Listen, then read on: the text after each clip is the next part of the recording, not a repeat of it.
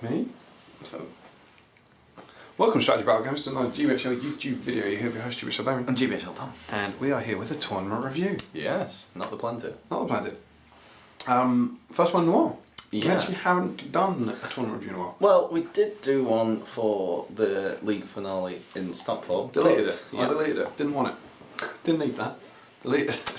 And I was so soul destroyed that I did not want to Couldn't do it refilm again. it. But yeah, it's quite interesting because I don't think any of us have done a tournament review in a while. No. And a lot of that has been because there's been a bunch of tournaments that me and Yeah. Jamie went to, Yeah. and you and James didn't, which then Yeah. means when we go our separate ways, we're not together. Yeah. And generally, we try and avoid the single videos. Yeah, where you have one I missed a few just from a few clashes with Yeah. things. So that's why there have been tournaments, and we just haven't found the time in No. the week or the second week to record them, and then it feels a bit Yeah. false, and your memories If you start do to it go right. and stuff. And we were going to do this one, we were going to do the last Palante, but again, Damian was ill. So Don't But, need to bring that up again. no Oi. way. It's good. So yes, this is a review of the Battle for East Rivenstead. Yeah. Which was a Mid-Sussex War Games tournament. It was. So organised by Sam Page Yep. and run by Sam and Craig and Chris. Yeah, Craig Harrison. Yeah, Craig Yeah. Harrison, Chris Dan and Tom Yeah. Seacombe help. Yeah, I believe. Joe Horsfall as well. And Joe Horsfall, yep, of course. It was Sam's first one of the year. Yep, they usually have 2 to 3 a year. And In the Dorset Arms pub. yep, Which pub, is very whoop, nice. whoop. They have their own channel as well. They do have their own YouTube Mid-Sussex channel, War Mid-Sussex War Games. Go check it out, they've got some good Yeah. stuff on it. Yep. Good friends of ours. And yeah. You'll be interesting stat about the East Grinstead events. There are 2 people who've been to every single one since they started. East Grinstead? Yeah. Ben. Do I have to guess? Yeah. Is it me? And you. Wait, and me. It's us 2. Hey! You're such an idiot. Me and you, yeah? Wow. You and you. If you're unclear of what just happened, rewind this and watch him be an idiot. And me and you. What, Yes. we're the only people who've been to all of them? Yep. Oh, well done us. There you go. I have had a reasonable record here. I've managed to win a Green East You have managed to win these Greenstead one before. Yep. Big You've fan. managed to lose a lot as well. Yeah. I haven't. Yeah, I mean that is the downside, isn't it? I've won one, but you see, I see it half 4. I've won one. You're all like, where you've lost 4. So get on with it. Yeah. But yeah, so always good tournament and very excited to be there. It's also for us relatively local. Yeah. GBHL Jamie's also won, so it's a It's a good one for the good for the tournament. channel. And James nearly won one. Yes, the That same. was his. That was his almost moment. That's where he took second Yeah. rather than risking first Yes.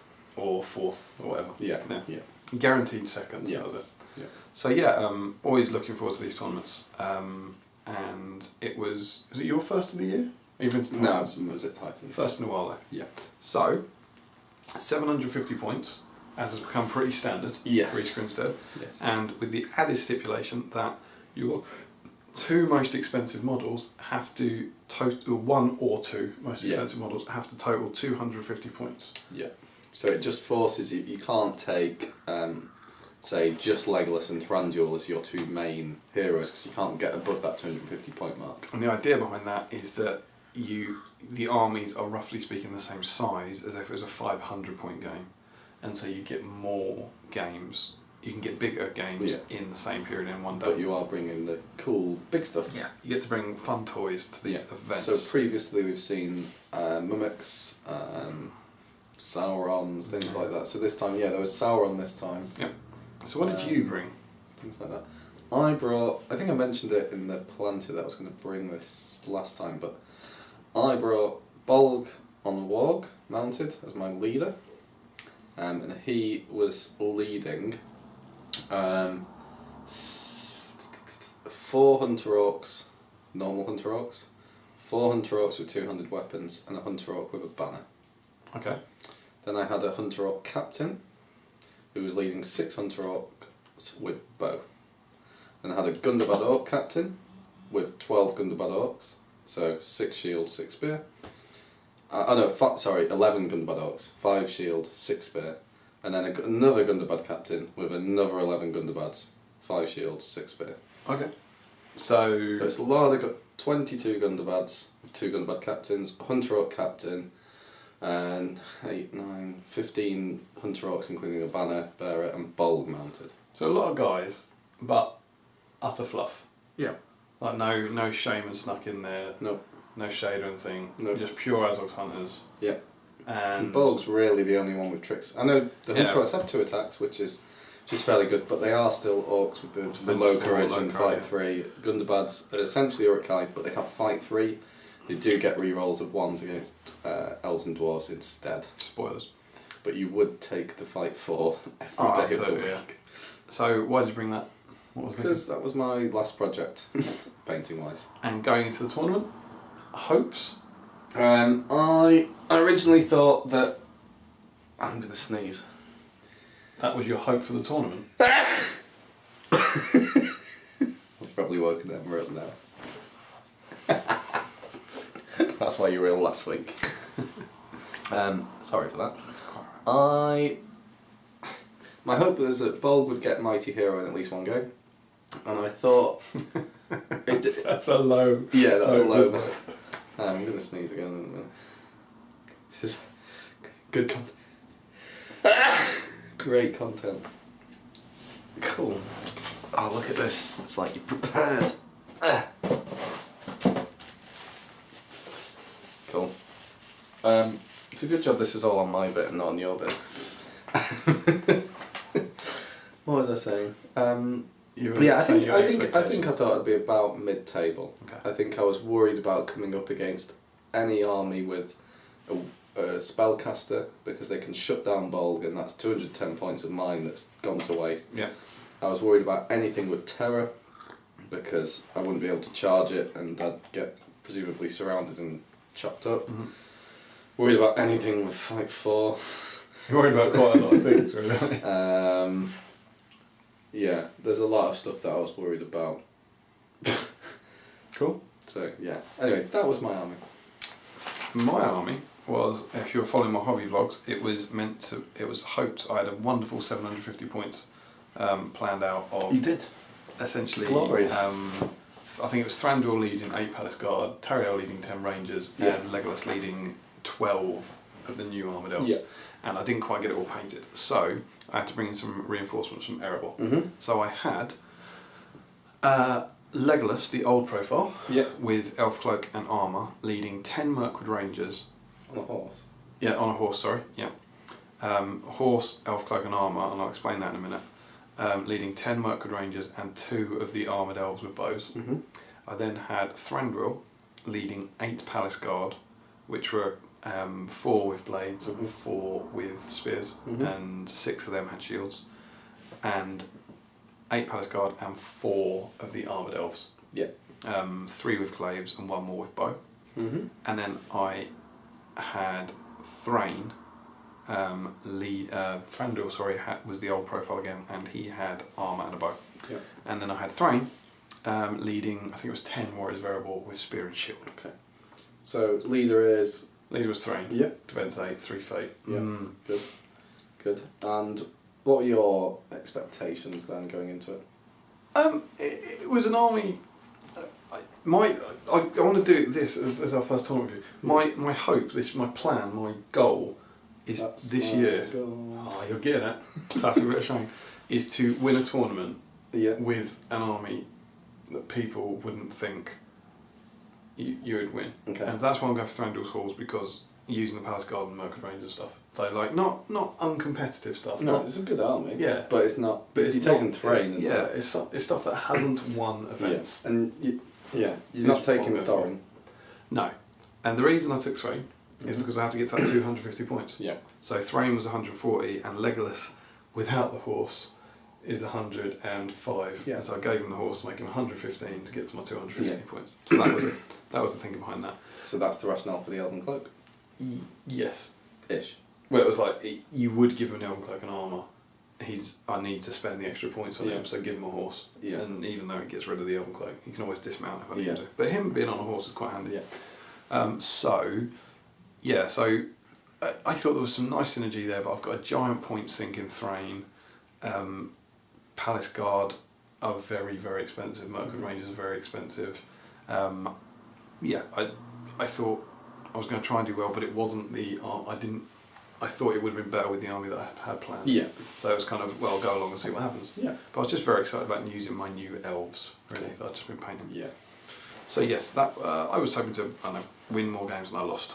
Yeah. I'd say. I think that was my So, thinking.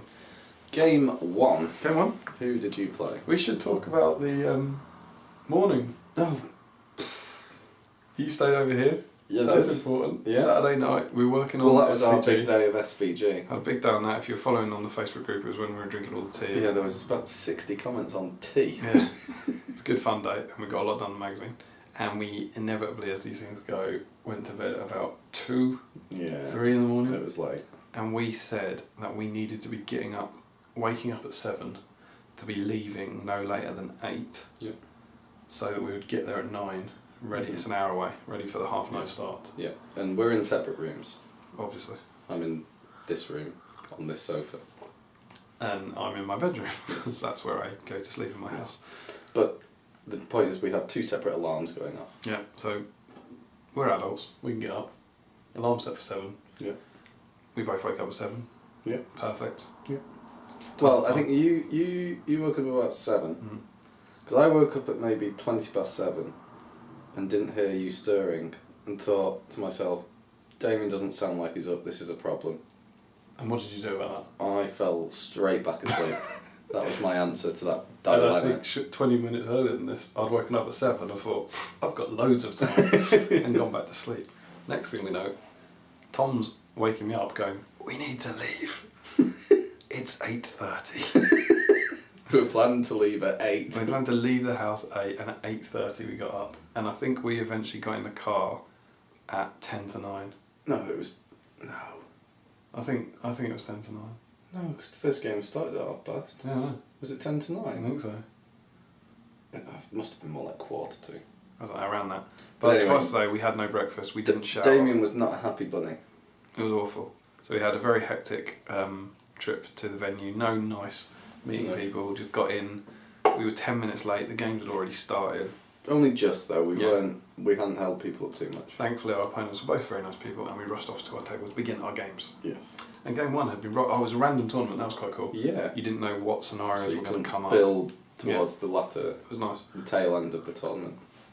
The first scenario was Warg Nation, which very briefly, from turn 2, you play normally, try and break each other and kill the leader, but from turn 2 onwards, you roll, there's 6 wargs available, you roll a dice for every one, and they come on a table. Bit It's like sort of Whole Ground. Round. Yeah. And then you get a VP for every warg you So kill. the wargs were really important. And then after 10 or 12 are killed, 12. Warg Chieftain comes on, and you get 3 points if you land a killing blow on him, but nothing in between. So it's an interesting scenario because you have to tie up the enemy and try and kill wargs. So I got drawn against Damian Grantham, other Damian, who had brought his fellowship along, Fluffy Fellowship. Indeed. It comes to a nice 750 It points. does indeed. So exactly what you think it is. No filth in there. I don't think Frodo had the mithril coat because he didn't have the points. But yeah, no one mounted or anything. Yeah. It's just the walking fellowship. Yeah, no one mounted. Yeah. And it's the Minds of Moria set that he brings. Yeah, and he's painted up a beautiful version of it. He got best painted He army. won Best Painted Army very deservedly for the second time at East Grinstead. Yeah, which actually, if you look at the Great British Hobbit League spreadsheet, Who doesn't? he is now tied as the most best army wins ever since we started the Great British Hobbit League. With You me? and James Baldwin, Is it? all on 3. Ah. You of the 3 have the worst wins to tournament ratio. Why you say that? I enjoy Is that relevant? stuff. What's a wins to tournament rate? What is that? Well, you've got to your 3 by going to more events, whereas they've been Oh, I see. more efficient at getting to 3, is what I meant by that. You give and you take away. Yeah. It Well, also doesn't include your best 1 model at Mansfield, because that wasn't the best army. Should Didn't count. oh, So there you go. cool. Anyway, yeah. interesting stat for you. You're loving the spreadsheet. Yeah. So yeah, I got drawn against him, and I have to admit, I was confident with that because of the nature of the scenario. He's got very few models. I've got lots more than him. I should be able to tie them up and kill a lot of wargs. But you can't underestimate the Fellowship. No. And so Aragorn. they sat in a corner quite far back, as you would, let me come to them. My whole army starts walking across the table, and it was kind of going to have to be funneled by it was a village, so my whole army, it suited him that my whole army would have to go maybe 3 models through the gap between houses a few times. And I had Leggy on a horse, who I kind of ran forward, and first turn auto hit Aragorn, and I need a 5 to wound him, and I rolled a 4. Thomas Harrison, would you might that? Why not? Why not? Indeed, why not? I went, yeah, point of might, right? Damian goes, alright, first fate point, 1. Second fate point, 2. Third fate point, 1. Aragorn's out of fate? All fate. Well worth the might point. Yeah, well worth the might point. Take that, boom. So that was a good start. Then I think the next turn, I think he'd moved Gandalf up to do a Sorcerer's Blast in the next turn. So that he was in range if he got priority. I think then I got priority, and he went to blast Legolas off his horse, and I resisted it. Okay. Which was important, essentially. Okay. Because he then got to stay on his horse. And then the next turn, it came down to an incredibly important roll-off where Gandalf was then in charge range. Because he had gone for the blast. Yeah. It hadn't come off for him, and I won the And roll-off. Legolas could get in. Yeah. And a bunch of other guys. So in that turn then, I charged in, got swamped Gandalf, which was a really nice early bonus. And then I was quite careful to position. I knew the counter charge was coming, so I made sure there were 2 lines of elves between the Gandalf combat and the Fellowship, so Boromir and Gimli wouldn't be able to heroic combat and ruin my plans. And that played out, and I think I killed Gandalf in one go. Because I had him trapped. It's the problem with Gandalf in Null Hero, you can't really protect him very easily. Which was awesome. So at this point, I was thinking, this is going brilliantly. Gandalf's down, who's a major problem. Aragorn's weak, and all this sort of stuff. I also had Palace Guard around, which were really helping me out against the heroes. And more importantly for me, in terms of the scenario, he now had to come and attack me, so he didn't get wiped out. Yeah. And what I'd done was, all my attacking stuff was hit, and my archers were basically behind my army, shooting all the wargs. So whenever wargs came on, they'd just shoot them. I'd be shooting them, and I was starting to get maybe 5 VPs, 6 VPs up. I killed Merry fairly early. Shooting him. I think he was in the way. I think I went for a shot at Legolas, and Merry was in the way, and I killed him with an arrow. So I was kind of comfortably in control of him. And then basically that just stayed the same with me going, well, I've just got to keep chucking guys into them, and I'll grind them down. And I just didn't. I just couldn't. Boromir, Gimli, and Aragorn just kept chugging away, always getting the 6, winning the roll-offs and stuff. Had some really, really good fights, some fun stuff. At one point, there was wargs coming on towards his Legolas that he was trying to draw, because the wargs have to attack the nearest model, so you could position, you put them where you wanted them, knowing they'd charge your model, so you could kill them. And they were coming from here, and so I diverted a couple of elves around. I was quite pleased with this, so that they would then be closer to the warg, so that they had to charge them. And I was pulling wargs off like that. Obviously, at some point, the wargs got close enough to my archers, started attacking them. There was one horrendous turn where there was something like, I think I had 3 elves and he had 3 wargs, and the 3 wargs killed all 3 elves. So then suddenly, from a really good position, killing lots of wargs, I'd lost 3 models, and then there were 3 wargs on my 1 elf. Yeah. Thankfully, that elf was a Mirkwood Ranger. Yeah. Who then charged 2 of them. The other one went in because he has to. The Ranger then gets 3 attacks, won the fight, and killed 2 of the wargs. Like a beast. And that was pretty good. Mirkwood Rangers, the warg slayers. Yeah, absolutely. And I just couldn't. I think I was chipping away at the heroes gradually. Boromir was running out of might. But I don't think I killed anyone else. I might have killed Pippin. I think. Bless you. I think I killed Gandalf, Merry, and Pippin. Okay. But I'd killed Merry and Gandalf by that turn 2 or something. And on the very last turn, Damian broke me. He. Bless you. Thank you. He killed the one extra guy needed to break me. And it had been it was like, wow, they put up a good fight, a really stongy fight, but I'd managed to win it on VPs because of the wargs. Yeah. And I think it was something like 14-8, I think. He got 3 for breaking me, and about 5 wargs, whereas I got more like 12 wargs. Yeah. And didn't break him though. I didn't break him. No, I definitely didn't break him. I think his leader was Aragorn. Maybe it was Gandalf though. It might have been Gandalf, and then I got the 3 for that.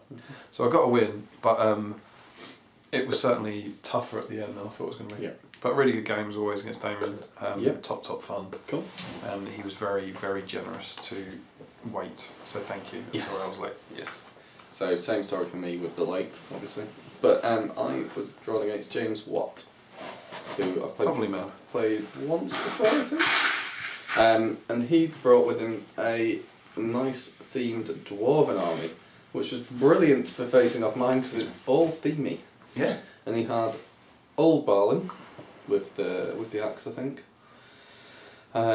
Gimli and the dwarf captain with a mixture of dwarf warriors, Khazad Guard and Iron Guard, and then he had Gandalf the Grey behind them. Yeah. So it's not a bad army. High defense, and I was worried about Gandalf straight away. Because of shutting down bulk. Yeah. So that was my big worry about this battle. We were on the snowboard, so the one with had a bit of ruins in there and some ice, which was pretty cool.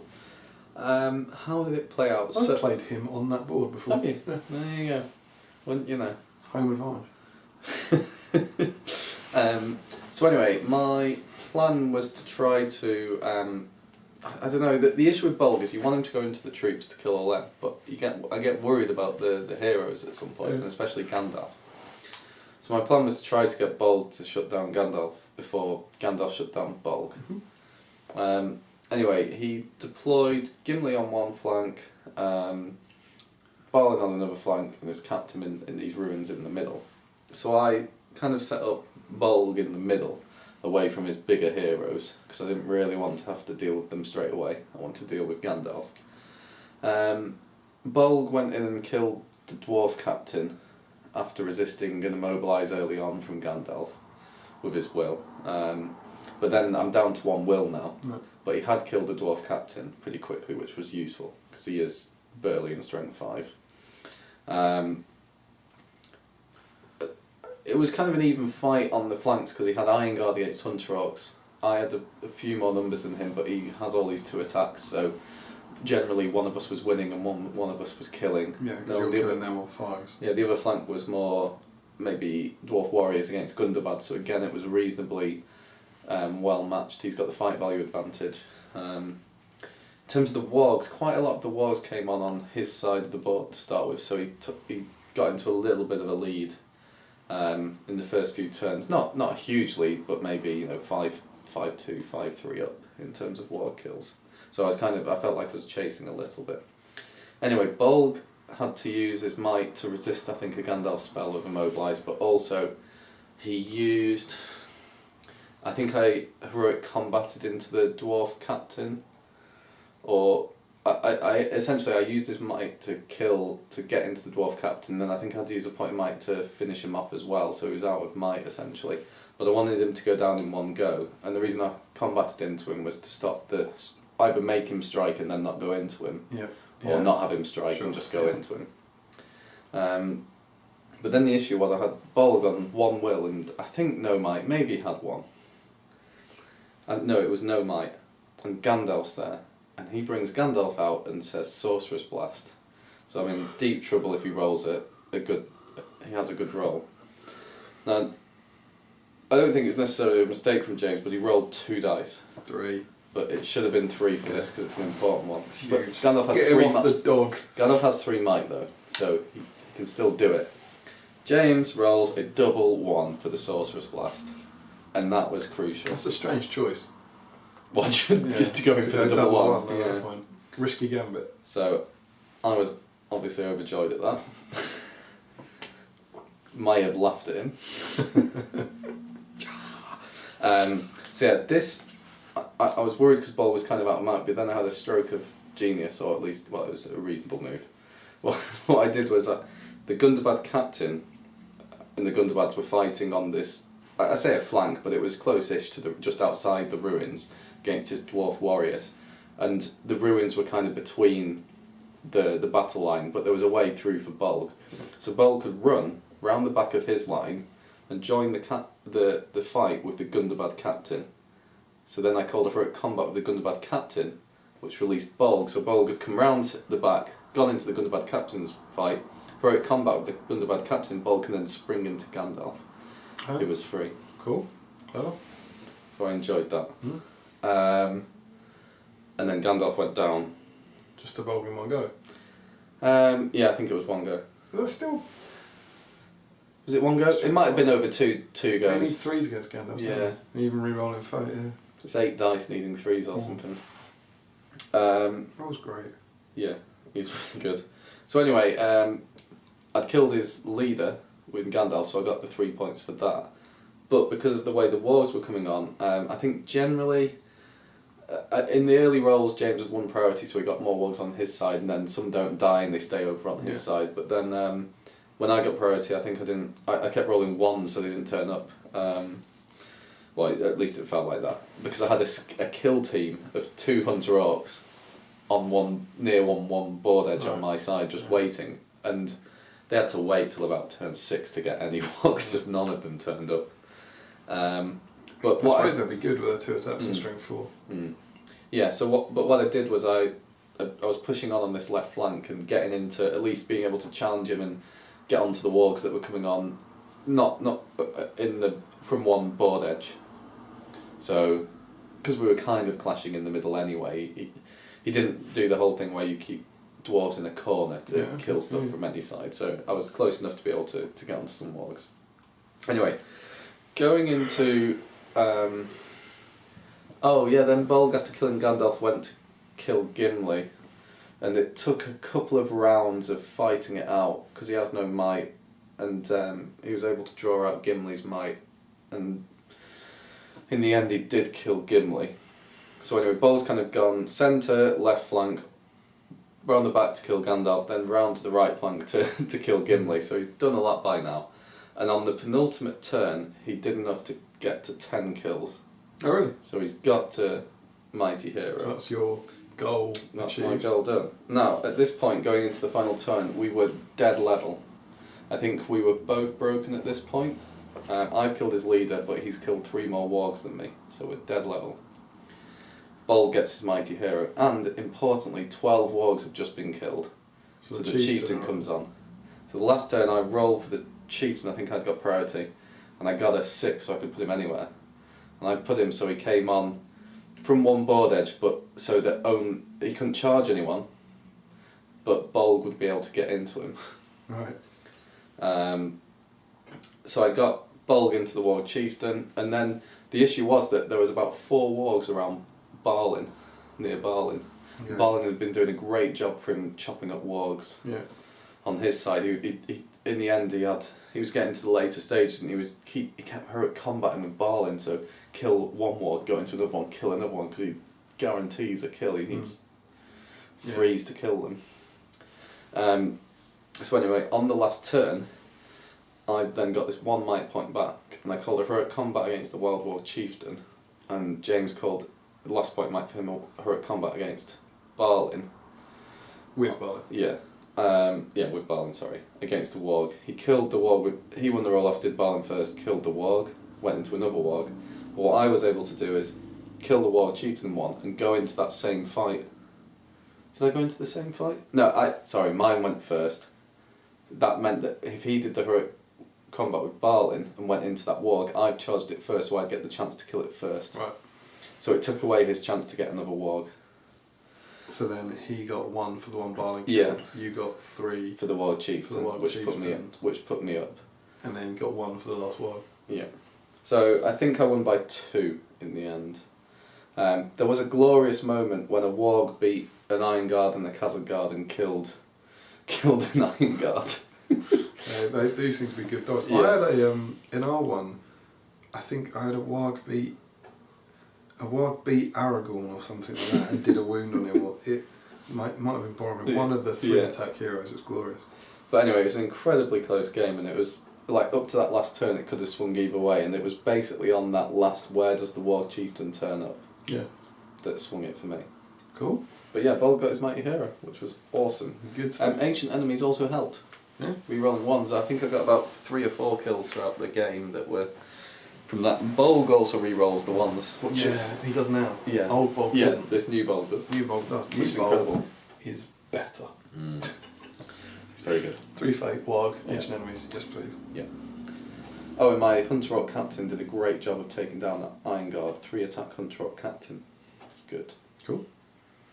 So strong start for us, Yeah. despite being It's knackered. fucking tired. Win each.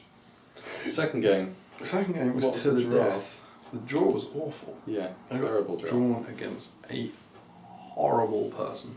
Awful, ugly too. We got drawn against each other. Yeah. So I'm going to describe the game, and then Tom will describe Yeah. the game. So that's No, but because sometimes we'd be a bit miffed if we were playing each other because we play. Well, I say we play each other regularly. We don't anymore because we're too busy doing channel and magazine. Yeah. But these are both newish armies on our Yeah. parts, and we hadn't really played this out before. So we were quite keen. Yeah. It was again, we knew it would be a fun game. So it's to the death. It's your turn to talk. Okay, so you can tell me when I go wrong. So it's to the death. I knew I had the advantage with Thranduil causing terror, Yeah. which is one of the things I Tom was was fearing. really worried about that. And he had no shooting, so my plan was for a bit to back away. Not, I think not horrendously elfish, but a bit. But there's one slight problem in that I start up in this scenario because I have a banner. Yes, of And you course. don't have a Yeah, banner. so Tom's actually 2 VPs up before the game starts, which is why to the death is stupid. Anyway. And so I thought I'll shoot him for a few turns. I'll try and thin out his numbers. He won't be able to charge me, and hopefully Bolg will run off. Well, also key to your bold plan was Legolas. yes. And we could see it coming a mile off. I think we were chatting about it as we were Yeah. setting up to just say, essentially, I get 2 chances, 2 turns, to auto hit Bolg's Warg and kill it. And that makes a huge impact on the game. So as turn 1 shooting rolled around, you were about 11 inches away from me, something like that. Yeah, you had to set up close-ish, within 12 inches, and I set up within right 12. on the start. Yeah. So you're about 11 inches away, Yeah. so Bolg's charging in turn 2. And so the roll of the dice for Legolas's auto hit wasn't will I kill his Warg? It Yeah. was, assuming I don't roll a 1, how much might is Legolas burning? That was the question. Yeah. It was, you have to get him off the Warg. Yeah. So Tom's essentially hoping I roll a 2, so And that lose Legolas, Legolas might, uses yeah. 3 might. I'm hoping I roll a 5 or 6, and I think I got a 6. Yeah, you got know, 6. which was an appalling start. So So Tom, Bolg's off Tom his sets Warg. up his Warg, Tom removes his Warg. So that was awesome for me. Good start. Yeah, because then Bolg's not going to be rampaging in the same way. Yeah. He's still very good. And you also turned on Thranduil's Yeah. terrifying bubble. Click. And you did 6 inches because your army was quite compact. Because Yeah. it's to the death, you don't need to spread out. I don't So think it's that worth covered chatting everyone about. apart from maybe 3 on the end. Yeah, it covered most of them, and I thought that'd be enough. With your low courage and stuff. So yeah, I had really good shooting, didn't I? Yeah. The first turn was ridiculous. If you imagine Tom's army is defence 6 front line with defence 5 spearmen, I'm obviously shooting at the spearmen that I kill on 5s, and it was something like I had without I had 10 ranges 14 shots with Thranduil, 14 shots, and I managed to hit with something like 6. Yeah, it wasn't a good hit No. ratio. And I did 3. I'm sure. I think it was 3. Hit the front rank, and 2 hit the back rank. Yeah. And I was like, ugh, that's annoying. And did I kill 3? Yeah. Or I might have hit 4 on the front rank, but I killed 3 Yeah, front rank. front rank guys. I needed 6s, Yeah, I think To you win. got 6, 6, 6, Yeah. 5 or something. which was incredible. So they went. I was like, that was good. And that kind of happened 2 turns in a row. Yeah. I had 2 shoot phases. They were Did both very exceptionally successful. At thinning the numbers down a bit, which is great for me because that's the whole point of my shooting. Yeah, because the way it happened is I could get in with the Bolg side, so Bolg would have been able to charge on turn 2, but because of kind of the rotating, your line wasn't exactly straight. Yeah. I couldn't get into the archers, some of the archers on one side in 2 turns, so you had 2 rounds of shooting there. Yes, and then I you just marched straight up my face, and I decided. Yeah, I didn't do a not- heroic march though. I No. just went up. And I decided not to back away. Or I could have backed away on one more Um, turn, didn't I? And I decided not to. Yeah, instead you moved up Yeah. with. Because I thought it would make sense to. Yeah, you wanted. We were like an inch away, and I yeah, could you get could round curve the back. around me Yeah. with your dwarves. So, about turn 3, maybe turn 4, Thranduil unleashes Nature's Wrath. Yeah. And even though I Bolg's on had the priority, flank. yeah, Bolg wasn't going to get. It was made sure that Bolg wouldn't be covered, but he could resist it with one of the captains. There was no way I was ever going to do it where the captains Yeah. couldn't resist, so I just had to take a punt on them. And my thinking was, even though I had priority, and you normally use Nature's Wrath when your opponent has priority, so they can't stand up, my thinking was, because of the position I was in, I would be able to charge most of the models that were on the floor. And also bear in mind that gives me a dilemma that I either take a courage test and they might not even stand up if they fail, or I just stand them up and then do what? Yeah, exactly. So I did it, and you essentially had a captain. Yeah. Gundabad captain, I think, did it. With 1 will point, 2 might. Yeah, So you got so he 1 needs a dice. 4. You need a 4. It's 50-50. Did got a 1. Yeah. I think maybe. Did Wasn't not very go well. At this point, the luck was very much in my side, definitely. I think you might have called a heroic combat with Bolg by this point, had you? Because Bolg had got into combat and was smashing stuff up. So it's on this turn. I didn't decide originally, but it's on this turn that Thranduil goes in. Is it this one? No, it's on the next turn. Okay. It's on the next turn. So that was all these guys get knocked down. I then charge in on most of these guys. So I reckon I've charged maybe about 15 orcs on the ground. On the ground. Something like that. Including some spearmen because you've got round on that side. So then obviously you think, the other thing that happened is, if you imagine my line and Tom's line, I had Legolas on a horse who was legging it around here, kind of on his own, because he was now hunting your banner. Yes. Because I suddenly realised, this scenario, I was like, it's not, I've got to break him, I've got to kill his leader, but I've got to kill his banner. And I was quite lucky with how the scenery played out in that your front line was in front of this rocky bit. Yeah. But it meant that you couldn't. It was hard to position Legolas to get a shot at my banner, and you brought him round one flank so that you'd get an easy clear shot. Yeah. And what I did was I pushed out some token, a few hunter orcs, just kind of get in his way and hopefully force him to either heroic move with him to get away so he could shoot or something like that. Yeah. So we then have a big combat phase where I think it probably didn't go as well as it could have done for me. No, I did pretty well on the shield. Definitely, because you've got defense 6 guys shielding on the floor. Yeah. But you could always piercing strike or even go two-handed with the elves. I don't think you went two-handed particularly, but you definitely piercing. No, because I thought piercing strike with all the it dwarves. would reduce your chance of winning. Yeah. So but I managed to kill a few, and again it helps change the numbers in my favour. There were a few fights where I was able to stand some back up, and I think that in a few fights I actually did well and managed to kill a couple of yours, which was it felt like I'd done well out of the turn. Yeah, it certainly hadn't been the kind of game decider that I'd hoped it might be. Yeah. But I think it went well. I think I was lucky to get it off. So So then we have a few more turns like that. Well, no, the next turn's really important. Oh. The next turn, I don't know who won priority, but then we had a heroic move off. Oh, is this the Thranduil? Yeah. Yeah. We had a heroic move off, and I called one with a Hunter Orc captain, I think, or a Gundabad captain. And you had to use, was it Thranduil that did yours? It's probably Thranduil. Yeah. But it was all about the fact that it would take a bit of jiggering, but Bolg was in charge range of Thranduil. Yeah, so maybe I had... I think you're right. I think maybe it's another go after this. I think you'd chopped through a few. I think I'd done a heroic combat to get him in range of Thranduil, and then the next turn we had the heroic roll-off, because if I won, Bolg had chopped enough out of the way to get into Thranduil, if I knocked out some control zones. Yeah. So Tom won. And that was the look back in my favour now. Yeah. One back to me. Because then Bolg was able to charge Thranduil. Yes. Which is huge for me, not just because I'm going to potentially lose a hero, but because I lose the terror bubble. Yeah. Which is a massive thing for my army against your army. So that fight comes up. Thrain was also doing his work. I remember Thrain charging 2 Gundabads with shields, on the floor and killing both of them, which is what I was using for him for in this game. Yeah, just to chop through guys.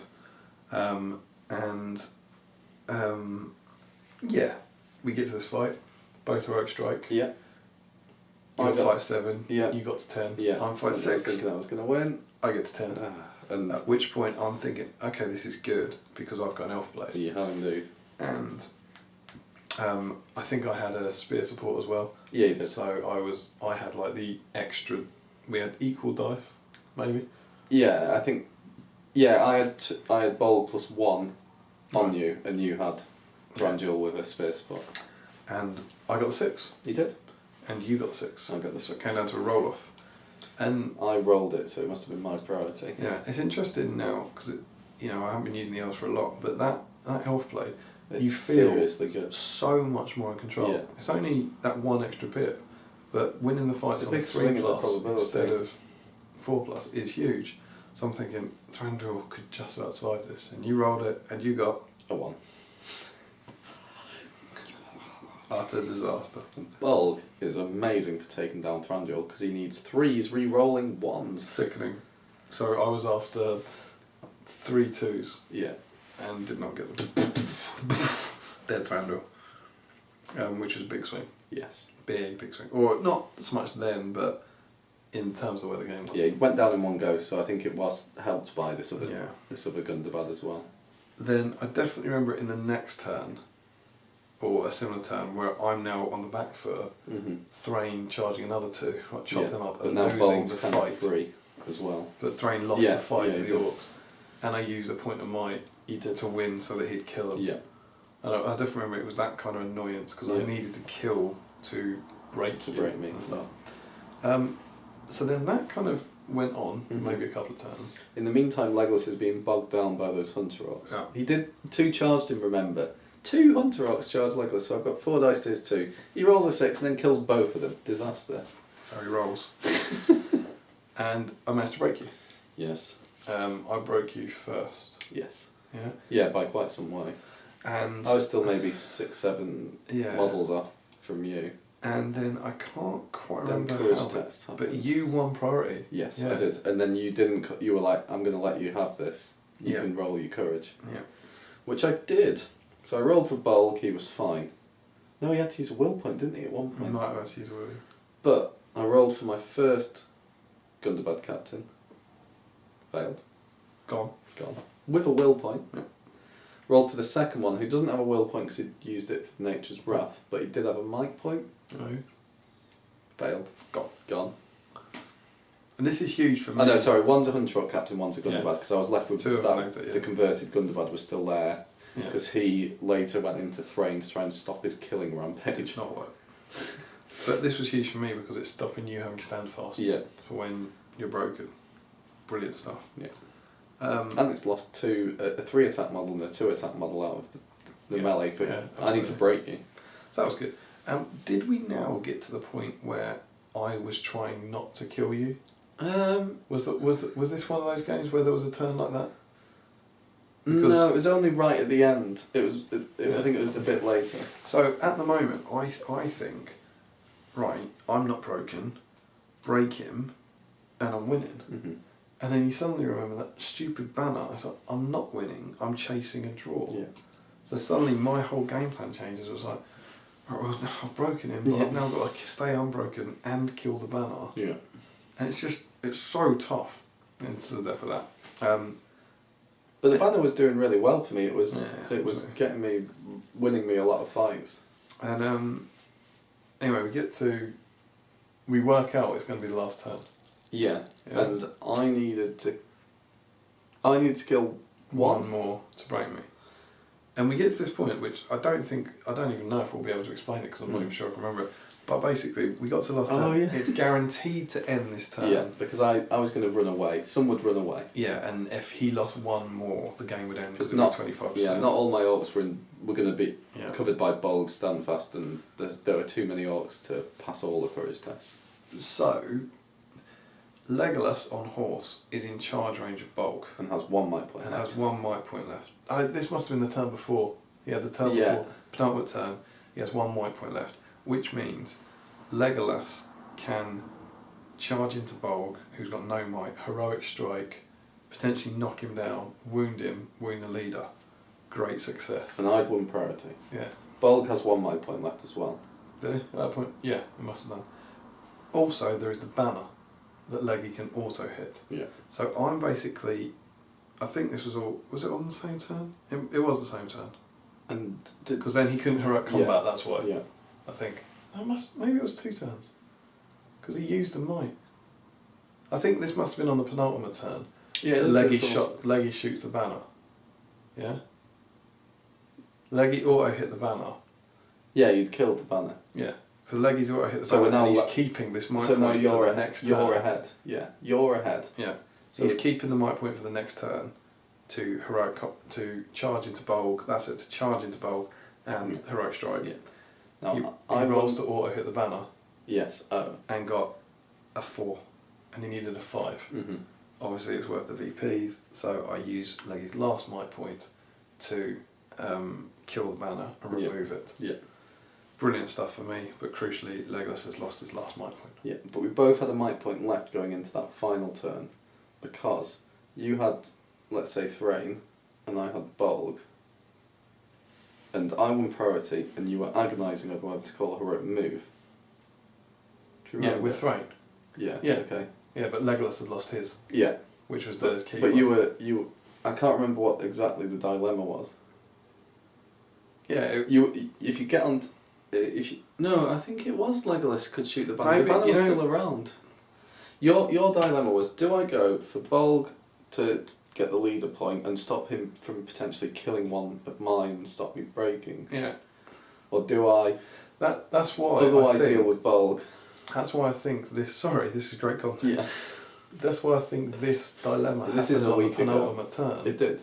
Yeah, because on the penultimate turn I chose to shoot him, I couldn't do it on Yeah. the following turn. Yeah. Yeah, but that was a dilemma. This was when this whole dilemma was, and you called a heroic move in the end, and then I had the dilemma of whether I call one back or leave my might point to help me win the fight. The heroic strike. Yes, Yeah. that was it. And then Yeah. you didn't know whether you wanted me to Yes. call a heroic That's move or it. not either. So Legolas has got 2 might left. He must have 2 might left. Yes. He calls a heroic move, but assuming I win the heroic move, I don't know whether I want to charge Bolg Yes. and use my last might point to heroic strike, Yeah. or if I don't want to charge Bolg and shoot the banner. Yeah, and I've got the dilemma of, do I counter with the heroic move? If I win the roll off, that means Bolg can get out of the Legolas's charge range, get into one of the dwarves that I need to break him. Everything's good. Yeah. He'll probably shoot my banner anyway, but what can I do? Yeah. If I lose that roll off, I'm down a might, and Legolas is coming in and heroic striking. Possibly. Possibly. Or maybe he's shooting the banner. Yeah, possibly. I don't know. Yeah. But so you called it. So yeah, we both had this massive dilemma. And I remember thinking, for the only time possibly in my SPG career, as he rolled the dice to see who won it, I didn't know if I wanted him to win or not. Yeah. Because I didn't know what I wanted to do. It was really funny how it played out, because you debated for about 3 minutes out loud why you should or shouldn't do the heroic, and then I ended up doing the same back at you, being like, well, I don't know what to do. Yeah. And it was very tense, and you won it. Yeah, I won the roll off. Yeah. So I moved Bolg out of Legolas's range Yeah. onto one guy, Yeah. but then you kind of swamped him with a few more later. Yeah. And didn't he get onto Throne? No, the He Gundabad didn't get captain was on yeah, three. yeah. And Leggy, I'm sure, and that turn, didn't you charge Leggy? And there was one more turn afterwards. 'Cause No, I think you you got the charged banner on Leggy the... to stop him moving. Did I? Yeah, and then I got the banner on the last turn, I think. Yeah. So Legolas was in charge, so that Legolas, Yeah, because that was Legolas's other option Yeah. now, of course. Yeah, that was it. That Does he heroic I could combat? charge into an orc and heroic combat into Bolg. Yeah. But Tom charged me with one guy, Yeah. meaning that I wouldn't be close enough Yeah. to do that, That was kind it, of yeah. leapfrog thing. So that meant that Tom won that he broke me. Yeah. Meaning that he was winning 3 for breaking each Yeah. other on the banner, 5-3. But I think I passed my courage test, and then you were able to shield in the majority of the fights to stop the game from ending. Yes, that's absolutely right. Yeah, suddenly it goes from me. Because we thought it was going to end and then it didn't. Yeah, yeah, because there were some great things where I had to fight. I had like an elf and a dwarf who Mhm. had to fight because I didn't have a So you're shield. going... like against one hunter orc, and you were like, kill him, and I was like, no, I don't want to kill him. You and were I like two-handed, lose the fight. I managed to lose the fight. choke, and so the game went on one last turn. Yeah. Which then suddenly there was no way I was going to take down Bolg, and Leggy Had a mic points there, so you were able to win the fight and win the get a heroic move, and you shot the banner. That was your choice. In like the last act. And then that was it. And that was it, and it ended up with a 3-3 draw. Yeah. So, from a few turns before, me literally going, I just need to push this to win. I scraped a draw by the tiniest margin. Yeah, because you had to shoot that banner with the auto hit with no mic, essentially. Yeah. And thankfully, Leggy came through for me. But it was a really good game. Yeah. Really, really good. And what I found interesting about it was that on paper, it looked awful for your army. Yeah. Because of the terror bubble and stuff. Yeah. But Bolg was Bolg getting in even on foot, just getting into Thranduil was the huge thing.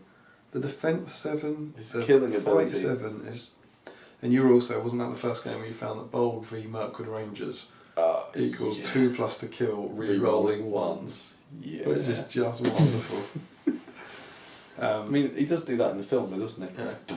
Yeah, against a ranger, just crushes it.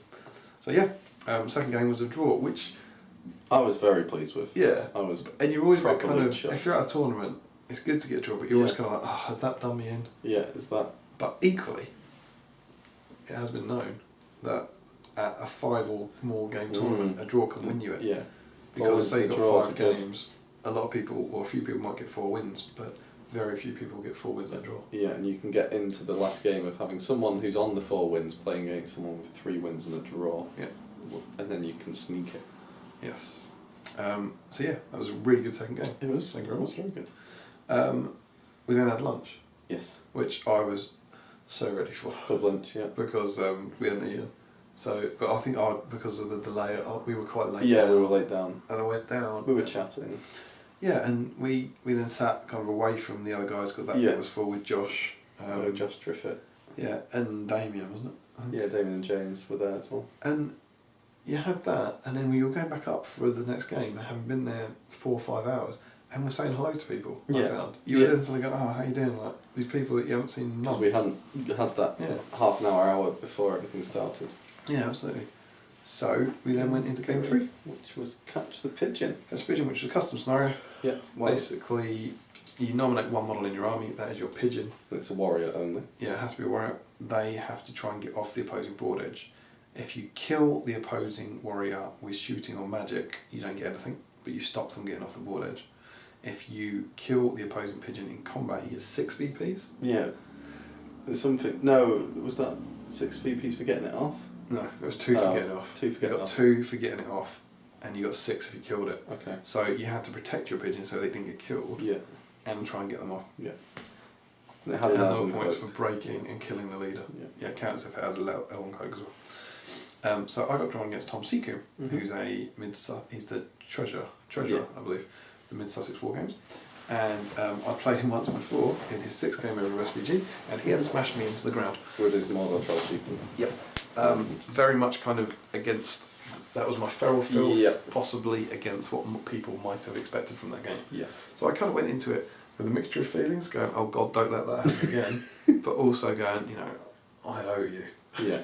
Did you also think, I could beat this, hang on a minute, I thought this last time. Yeah, I thought this before. Well, yeah, because I looked at his army again, and he had the Troll Chieftain again, another Mordor Troll, a budget ring race, and it was Shagrot War Leader, and then loads of orcs. He had like a few Mordor Uruks and a few Wild Riders. Okay. But crucially... But just normal Mordor stuff, no shaman. No shaman. Key. Very important that, and I was thrilled. If you ever come up against an orc army with no shaman. Like my army. Yeah, exactly. It's just great. So I thought, alright, he has to walk towards me. Because he's trying to get off and he's got no way of killing me at range. Perfect. So I sat back and I shot him very well. And did he heroic march? Yeah, he heroic marched twice, or 2 heroic marches, 2 turns running. So he used 4 might out of either 5 or 7. 3, 5, 7. He had 7 might. He had 2 with the wraith. And he used 4 to heroic march. which I was alright with. Yeah. I was like all day long. And my thinking here was shoot him, and I think I killed 5 in the first turn, maybe 4 or 5 the next turn. And I was like, this is brilliant. I'm killing the normal orcs. He won't have many numbers. We'll get into combat. I will break him. Mm-hmm. They'll leg it. The troll chieftain will leg it. You know, they're partial to a bit of legging it when they're broken. I'll break him. He probably won't break me. I might be able to kill this pigeon. I'm comfortably in control of this. So this is my thinking. He then has this horrible looking group of people coming down this side, which is a troll, Shagrat war leader, a ring wraith, and the Morgul stalker is his pigeon. Ugh. And he's making for the board edge, which is worth 2 VPs. Yeah. If you break the enemy, it's worth 3 VPs. So look, alright. I kind of think, I forgot as well, there's some wonderful, at the first turn, Legolas can see Shagrat's head through a window. And I went, alright, auto hit Shagrat. For 1 dice, boom, 6. There you go. Fate. 1, 1, 2. It's the second time that's happened. And I was like, that's obscene. So Shagrat, you don't get a point for wounding, did you? You only get a point for killing the leader. So that was upsetting for him. And I was like, pleased with that. Second turn, Legolas auto hit, boom, 6. Second wound, please. Shagrat's down to 1 wound. I was like, that was good. Do it again, Legolas. So now I'm thinking, I could kill his leader probably relatively easily.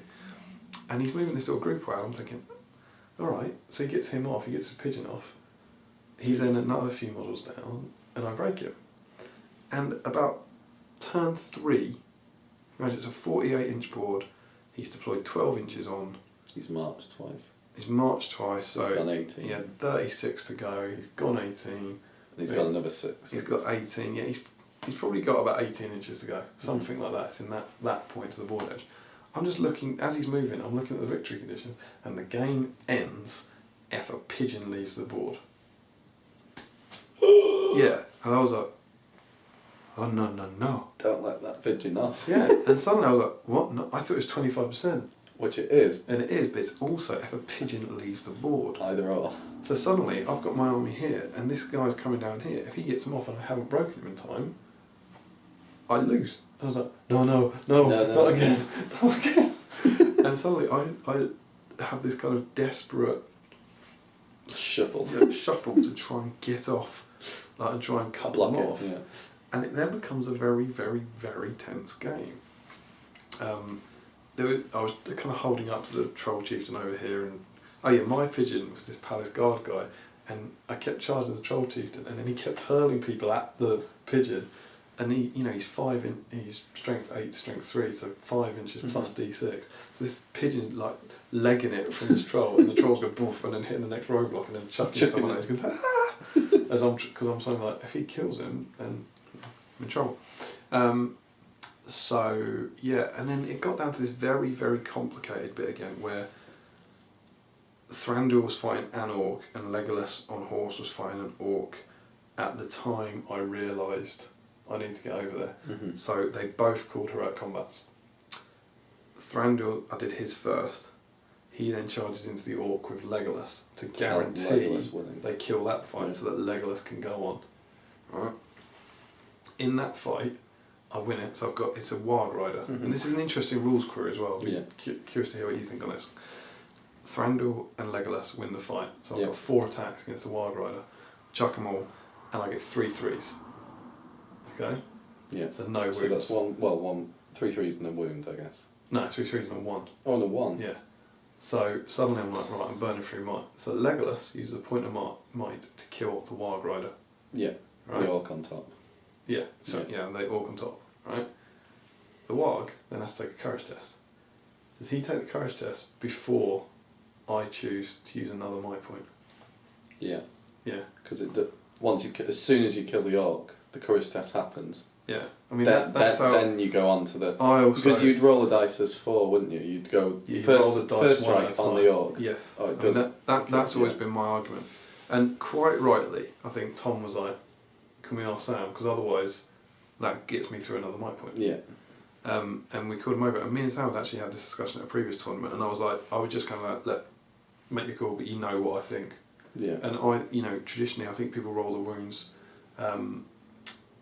To speed things up, but you're meant to roll them one at a time. Yeah. So the orc dies, you then roll your next dice, and so on and so forth. So Sam actually came down on that. I think, to be honest, as Sam was looking at it, I think Tom went, "No, I'll just roll the courage test." Yeah. I think Tom just did it. Did he fail it? He did fail it, yeah. Ah. So that saved Thranduil having to use a null point of mine. Okay. But it's an interesting rule scheme. Yeah. But that's always how I've played it. Which then allowed Legolas to move on, and there was a ring wraith next to the pigeon, and the ring wraith was 9.5 inches away, and the pigeon was about 10.5. So he then couldn't get into the pigeon. Now, here's a fun. It was another kind of oh god moment, right? Where you have a lot of these. Yeah, Legolas then. Here's my choice. I either charge the ring wraith, probably kill him, remove the ring wraith from the game. The ring wraith's got a point of might, by the way. Yeah. It's in the fight phase, so he can't heroic strike. So next turn potentially that ring wraith can heroic march. I think they were more than 6 inches away from the table. So next turn if the ring wraith says heroic march, he's off the table. Disaster, right? Yeah. So I get rid of that might point, probably kill him. Or Legolas still has a might point. Do I move to block him? Yeah. Mm-hmm. For next turn, and call a heroic move with Legolas. With his might. Okay. With his might, right? And the reason this matters is because Shagrat was within 6 inches in the both with a might. So Shagrat can heroic move.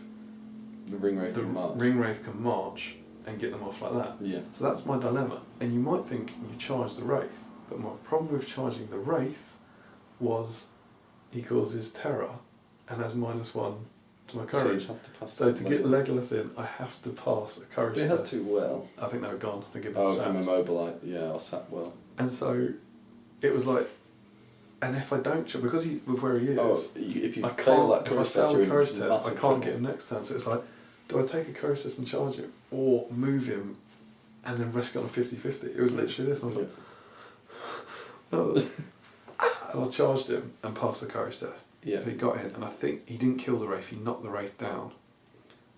But I think he might have used his might point on it. The wraith, possibly on the fate. fight somehow. Maybe on a fate. Yeah, I think. Yeah, I think he used it on a fate. So that was good. Mm-hmm. The next turn, it's an incredibly tense. Yeah. Where just Legolas trying to hold everyone up. Yeah, essentially, and a few more guys. And Thranduil is free, and I literally suddenly go, "Oh, you beauty!"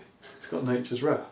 And I'd literally, Thranduil won the heroic move roll off, and I was kind of, the point of doing a heroic move with Thranduil, who got some else, was just to tag a few guys. Yeah, so the pigeon would be more exposed. Yeah, rather than achieve an awful lot. And literally, I was about to do that one. He's got Nature's Wrath. He's got Nature's Wrath. So I was like, and I moved him into the middle and got the troll and just not in range of Shagrat. And the pigeon. It must be. Yes, the pigeon. Oh yeah, that was it. And I deliberately did it in range of the ring wraith. Yeah. That was it. That was my master stroke. But the ring wraith had 3 will left. Yeah. And could obviously potentially immobilise. He's the one who can resist, just the ring wraith. And he's got 3 will. Yeah. But if he uses all 3, he dies. He's gone. Yeah. But he's got to stop this. He has to knock the pigeon this. over and his troll over and everything. Yeah. So, moving to range, I do it. He goes, "Yep, 3 will." He doesn't get the 6. The 3 will. Ring wraith pops. He got the 6. He didn't. He didn't get the 6 either. Didn't get the 6. Ring wraith pops. Everything. He deserved the 6 for using the 3 of the wraith. And so I start tying everything up, and I then potentially make one of the most catastrophic mistakes I've ever made in a tournament. Really? I can't put this down to anything beyond being tired, but I start tagging everything, and you didn't you're going to love this. No, worse than that. I confuse being knocked down with being immobilised. Right. So I leave the troll on the floor. Yeah. I think I just got confused about whose turn it was.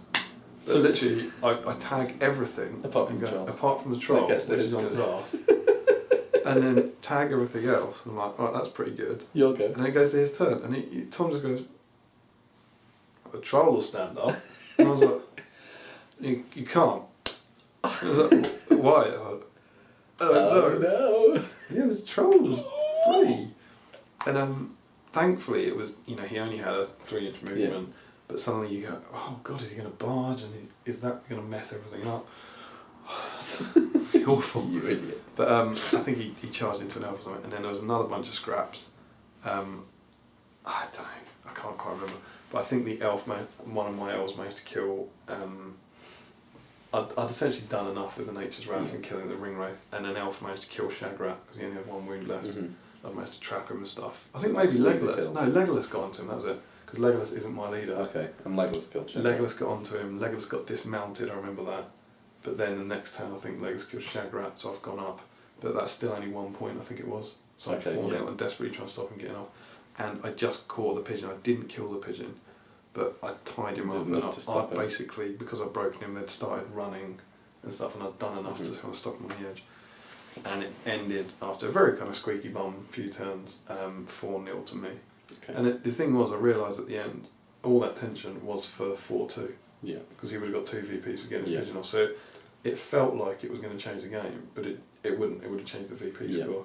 But it was a really, really great ending, and a really tense thing that really showed that thing about you need to know the scenario. Yeah. You have to understand the scenario you're playing. Because you nearly messed it up. Yeah, chronically. So yeah, great game against Tom. Really enjoyed it. And managed to come through with another win. So 2 wins and draw. Good stuff. I was drawn against James Goldsmith, another person I've played before once at Throne of Skulls. But he brought... I got to the table and was just kind of like, oh no. With about 50 odd hobbits.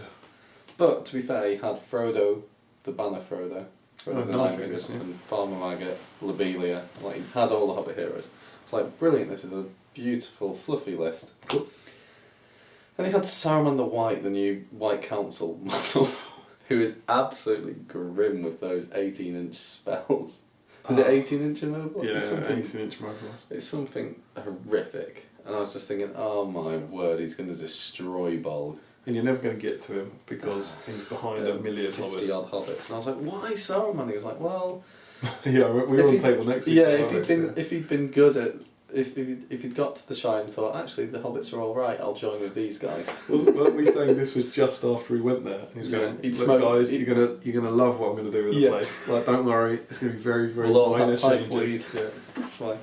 I think you looked at the table and didn't you? And were like, hobbits and Saruman. My one saving grace was that he didn't have up to a third of bows, because I just don't think he had the models for it. But anyway, have I played Ed's Hobbits? I'm not sure if I've played Ed's Hobbits, but anyway, the Hobbits are just horrific with the amount of dice they get to roll. Yeah. But because it's the pigeon scenario, his pigeon, who he made this Hobbit horn, he had a Hobbit hornblower. He made the pigeon because that model stood out. Yeah. It only moves 4 inches. So I'm at a little advantage there because it's hard for him to get his pigeon off. Anyway, so we both set up. On the first go, did I march? I think no. I don't think I. No, maybe I think we both marched with our pigeons on the first go. So both moved forward. He had Farmer Maggot and a couple of other Hobbit heroes kind of helping his pigeon march, and we were about kind of. Our pigeons, his pigeon was on his left flank and my pigeon was on my left flank, so they're kind of away from each other. Oh, he had some ranges of... that was it. He had about 15 might, because he had about 6 ranges of the north as well. That's grim. So I was like, oh no. So yeah, what he lost in the Hobbit archers, he had range of the north archers. Anyway, I went up. First go, he takes some shots at my Gundabad's, and I'm like, it's fine, they're defense 6. Been here before. Rolls to hit, gets whatever. Then rolls to wound and gets like hit in the front and second rank, needing 6s and 5s depending, and he rolls and he gets 6, 6, 6, 5, and I was like, oh, let's go one. I'll take this nice chunk of Gundabad's off. Then the next go he shot a load more. I was like, this is I'm gonna break before I even get there. Bolg was doing a great job of hiding from Saruman by going from, but there were some houses or something, so they were properly blocking the line of sight. And also he was very much on my left flank, kind of ahead of my pigeon, but on that flank just to be... So Saruman couldn't get to within the 18 inches easily either. But the issue was, for him to do anything, he has to go out in the open with... It was about 4 or 5 ranges of the north and endure a shooting round from ranges of the north with might points. which I was not looking forward to. Anyway, second turn, after he's had this shooting, I did the same mistake as you. Didn't really read the scenario rules very well. A lot of people did this, you know. We talked about it in the car. That was it on the way. Yeah, there was a lot of games I heard that people didn't realise it ended. Well, we got to that later in the game. This was another thing. Is he was like, okay, Saruman's going to immobilise your pigeon. I was like, what? He can't be affected by magic. And he was like, well, he can. I just can't kill him with it. And I was like, oh no. And I'd put him on my front rank because I was wanting him to get there quickly, so he didn't even have his elfin cloak to block it. Right. And Saruman, being the 18-inch monster that he is with his spell, was just like, you told me that in the car. In the car on the way, you went, no, you can't be affected by magic. Yeah. Like, oh, brilliant. And then I was like, oh no, that's a turn of my pigeon not moving. Great. At least his is only going at hobbit speed down the other flank. Anyway, I risked Bolg, I think on turn 3, I was like,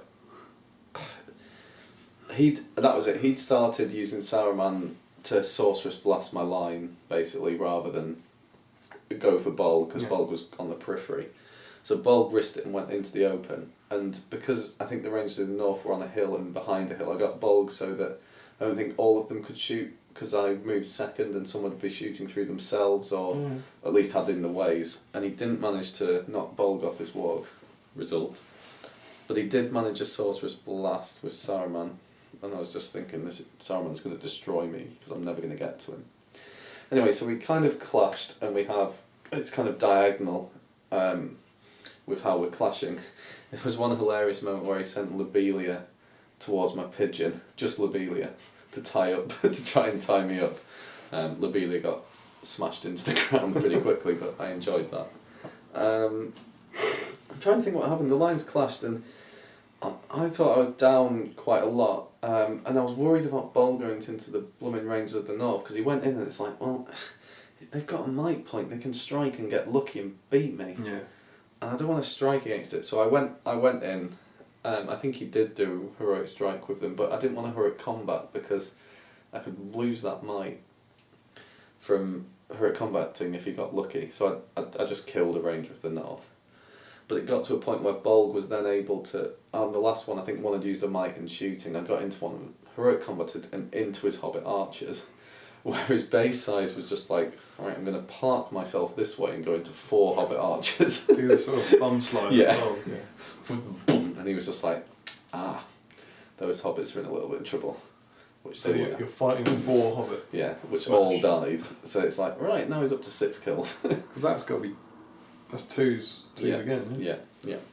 So anyway, we're fighting away, and I think it was going reasonably badly for me, just because of the not badly, but in terms of I was getting closer to breaking than he was. Yeah. I think we were kind of even kills as we were going along, but he'd had the shooting earlier. And I remember one glorious bit where I think he had Sam and Pippin in the middle, and my Hunter Rock captain and Gundabad captain kind of took them on and killed them both. So I took out those 2 hobbit heroes. But because of the marches from everyone, and he brought Frodo across, I was like, actually his pigeon's going to beat me down that flank. And then he had literally about 20, well not 20, but he had like 10, 12 models all around the pigeon in the big rings of stuff, like driving forward. And I was just thinking, that's going to get off. Because I'd kind of ignored it and was like, he's never going to get off, he's slow, I'll get my pigeon off first, it'll be fine. Was not happening. So anyway, what I had to do was call a heroic combat with my Gundabad captain, purely to just move to that side, and then he's basically like, stop, don't go past me. So it was a Gundabad against all of his warband from the with the pigeon in. Right. But thankfully... Oh, him not on his own? Yeah, literally the Gundabad captain. I think he went with a couple of Gundabads, but I just felt like he was like, no. Fortunately, he'd been funneled down a little valley, bit between 2 scenery pieces, and that meant that was why it was worth going over to try and plug that gap. But he pretty effectively killed my other Gundabads quite quickly, apart from maybe one. And he brought Frodo's banner over, which is still pretty useful. Anyway, so we were scrapping it, and then we realised that the game ended when a pigeon got off, and we were both getting close-ish.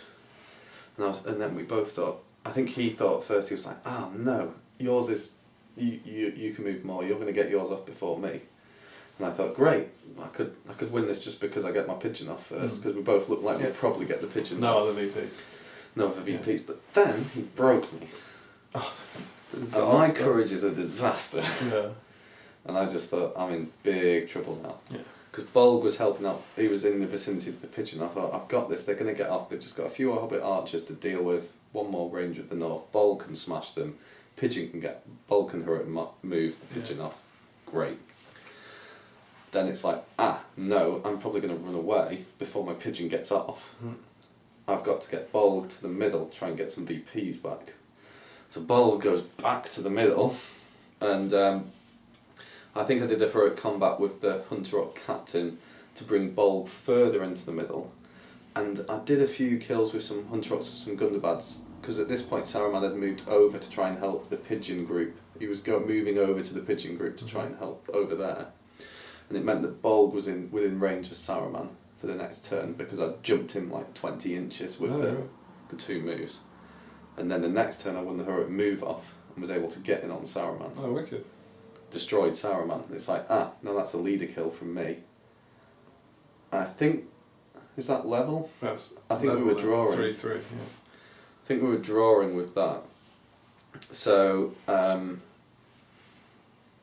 yeah, and then, but then my men just ran away, because I'd pulled Bolg over from that side, everything over there, including my pigeon, they ran away. Right. But he doesn't get VPs if the pigeon runs. No. So the pigeon ran away. I think the pigeon ran away, or at least everything around him ran away. So anyway, we got to this point where it's like, I'm actually at 25%, and I needed 6 more to break him, and there were 7 fights. Grim odds. Yeah. And someone came, it was Rick Fryer came over, and he was like, I'll just watch. And literally, he is the best good luck charm I've ever had, because I just rolled like a demon, won every fight, and killed 7. Broke him. Yeah, I literally won every fight bar 1, I think, but ended up killing 7 hobbits. Oh, that's broke him. It was utterly ridiculous. You broke him, got his leader. Yeah, and I won it on that last turn, so we were drawing, and then because of my ridiculous last turn of killing so many, so even though I'd got down to 25%, I was able to win it. Wow. So the big thing that helped me win though was the Gundabad captain blocking him in that gap, because it meant there was a lot of hobbits who were just stuck. So even though I was down to 25% and he wasn't even broken, he wasn't capitalising on the numbers. So that was the key to the victory, but also Bolg doing this heroic combat to get towards Saruman. So you won. And that again, on paper, no one picks your army. Yeah, I mean, well, with I could have got the pigeon off potentially, but I think he also had, at one point James was thinking, I'm just going to shoot your pigeon, I don't care if I don't get the VPs, I'm just going to take it off. Yeah. Take it off the board. So then I was protecting it. Because it was I found that I haven't really thought about this afterwards, but it was a very interesting amount of VPs. That if you killed it in combat, you got 6, that's a huge swing. Yeah. But if you got it off, you only got 2. Yeah. It's like hardly worth getting it off, but it is worth killing it. Yeah. And I think it was Larry who said he had Goblin Town, he went, can I hurl it? My own one. Yeah. He wanted to get rid of his pigeon. Like hurl the goblin who had it. Like so that it died. The benefit of getting it off isn't worth the risk. Yeah. Which I thought was quite an interesting stat thing. Sam didn't let him. But yeah, it was a very good game. It was really tense, and that last turn was incredible. Oh, good result for you though. Yeah. Because I think if you've got a giant chunky hero, he's got a wizard. 9 times out of 10, the wizard wins that. Yeah. Shuts down the hero. It's because I ran him round the flank and was able to get away. And he was a bit unlucky with some sorceress blasts. He'd get it off, but then he'd roll a 1 or a 2 for the inches rather than 5, 6. So at this point then, we're both on 2 wins and a draw. Mm-hmm. And I always think it's that point when there's 2 games left in the tournament that if you're in a decent position, I started thinking, I've got a shot. Yeah. For the first time, I was like, because Ed's Felbeats were there, and I was like, my army could deal with that. Lots of elf blades, fight 6. lots of bodyguard, high courage, could potentially. And I was like, okay, well this is Also good. hitting Legolas, yeah. And game 4 rolled around, Mhm. and game 4 was Lords of Battle. Yep. And I got drawn against Callum Eden. Your favourite opponent because you always beat him. No? Awful record against him. It's Callum is possibly absolutely my Achilles heel. he smashes you every time. Yeah. The only time I've beaten him was the tournament he won. Really? Yeah. Like, Oh, the dwarves one. yeah, the Doors one. I won in them. But yes, I don't know. I think he said it was 6-1, and I believe him. Yeah. Like at tournaments, he's beaten me just with every army he has, and with every army I have. Yeah, he just Harrod, always elves. beats me. We played once. It was a fun tournament where he beat me so quickly.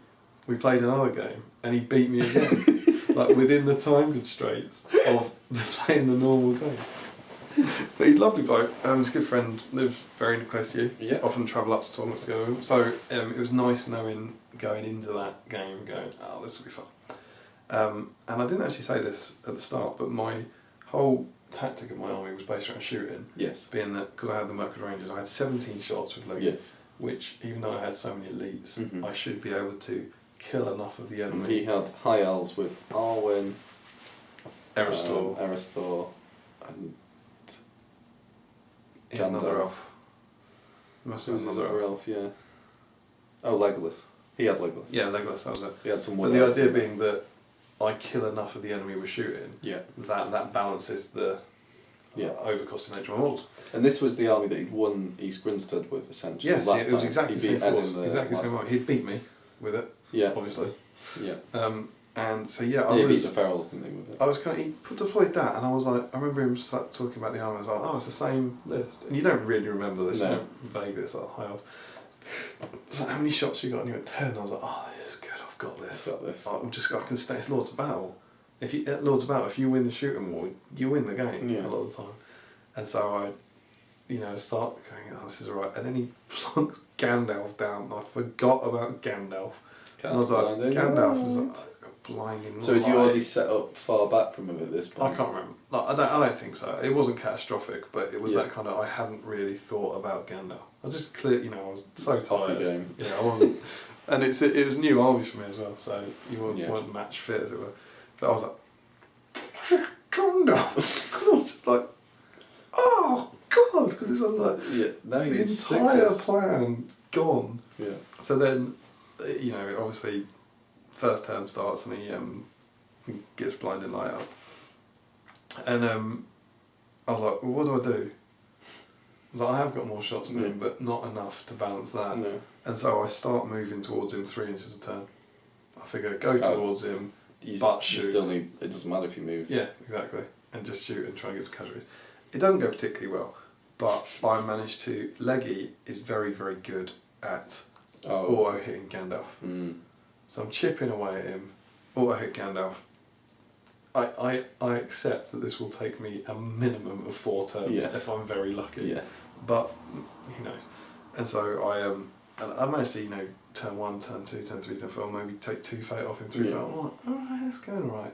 But in the meantime, as I'm walking towards him, he's just pretty much scything down my guys. And I think because at least you've got the dwarf in front rank and. Yeah, but I can't. I've only got 10 dwarfs, and I can't protect the whole line. Yeah. And he was doing that thing where he would, I'd have like a kind of tough, like maybe Erebor Dwarfs, Palace Guard front line, then my Rangers, and then a few guys around the back. So he kept shooting at the guy around the back to hit the Rangers. Oh no. Because he can't target the Rangers because the elf close, Yeah. but he can target the dwarf behind him. And so we had this kind of, it was hilarious because we'd have these things where he'd go, right, second round of In the Ways, and he'd get a 4+ and get past, and I'd be like, yes! Classic backwards SPG rules. Yeah. And so I kind of pushed forward with this, and he's then, I think he's dropping back a bit, which is fair enough, it's, what you do, he's well in lead. And I think I managed it. I'd got Gandalf down to 2 wounds, I think, on no fate, which was pretty good. Yeah. And I'd killed 2 elves, and he'd killed 10 guys or something, he's way in front. And I basically moved full up into his face, for ready to charge because that's all I had. And I managed to charge. He had the battle line here of high elves, and then he had some wood elves in a wood, which doesn't really affect me. And I managed to charge a bunch of them. He natured Wrath with Arwen, but either it came off or it didn't achieve an awful lot. And I managed to get some good numbers. I suddenly then had a lot of numbers on a few elves here, and I got a few elf kills, and it was going alright. And then the line started clashing, and I think I started doing pretty well. Like Thrain was smashing up elves. I managed to resist most of the magic, which was going alright.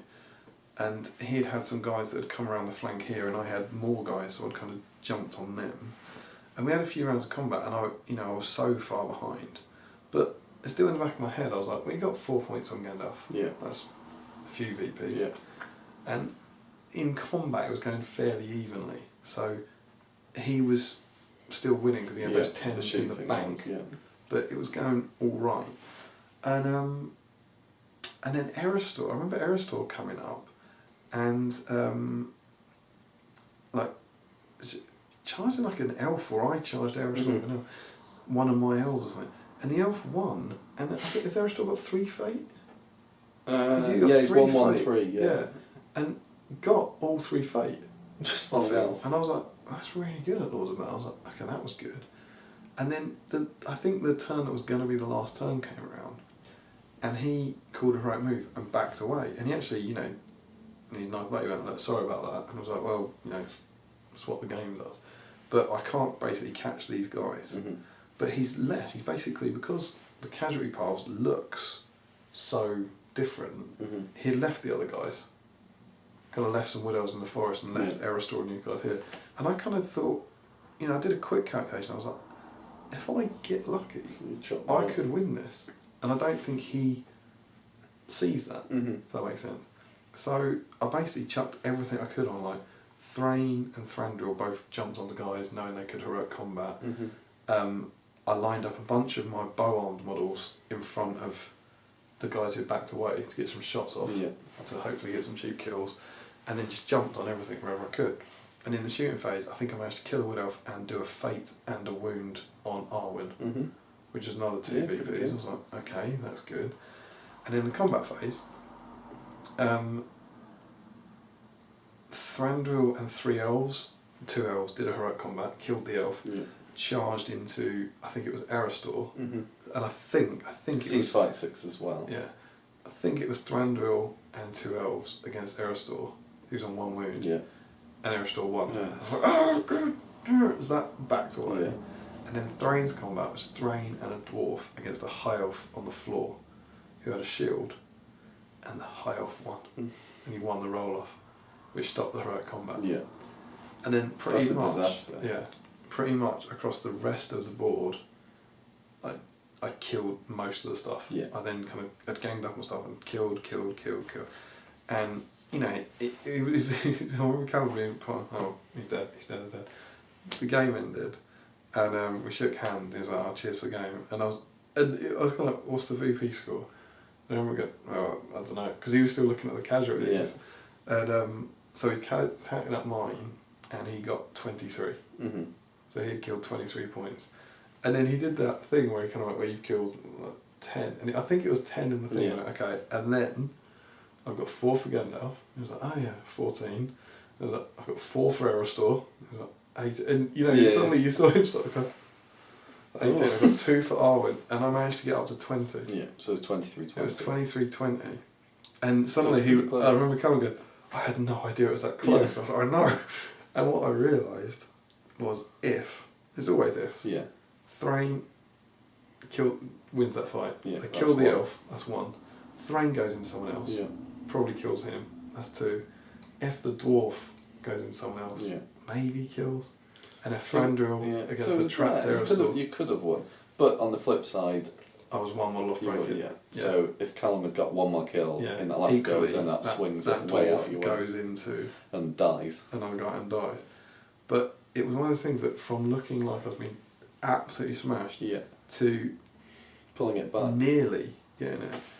And it was again, I remember the last game I played against him, it was whole ground, and I think I think he won by 1 VP, I can't remember, but it was the same, his Yeah. army against my ferals.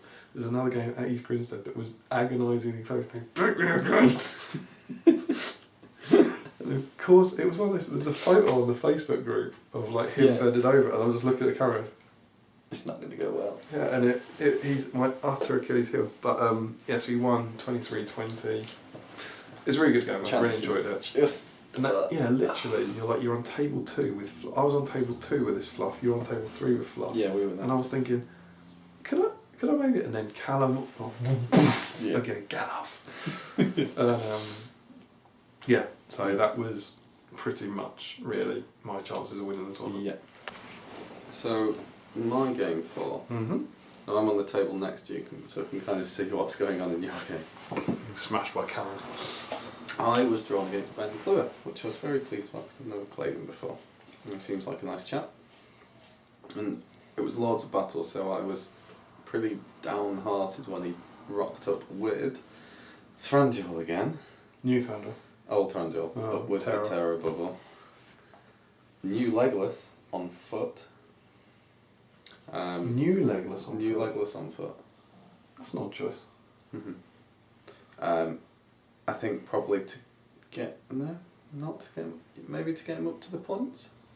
No, because he had Radagast on foot with 2 eagles, and then Thranduil was leading a warband of wood elves, and Legolas on foot was leading a warband of Mirkwood Rangers. It's Radagast on and an eagle.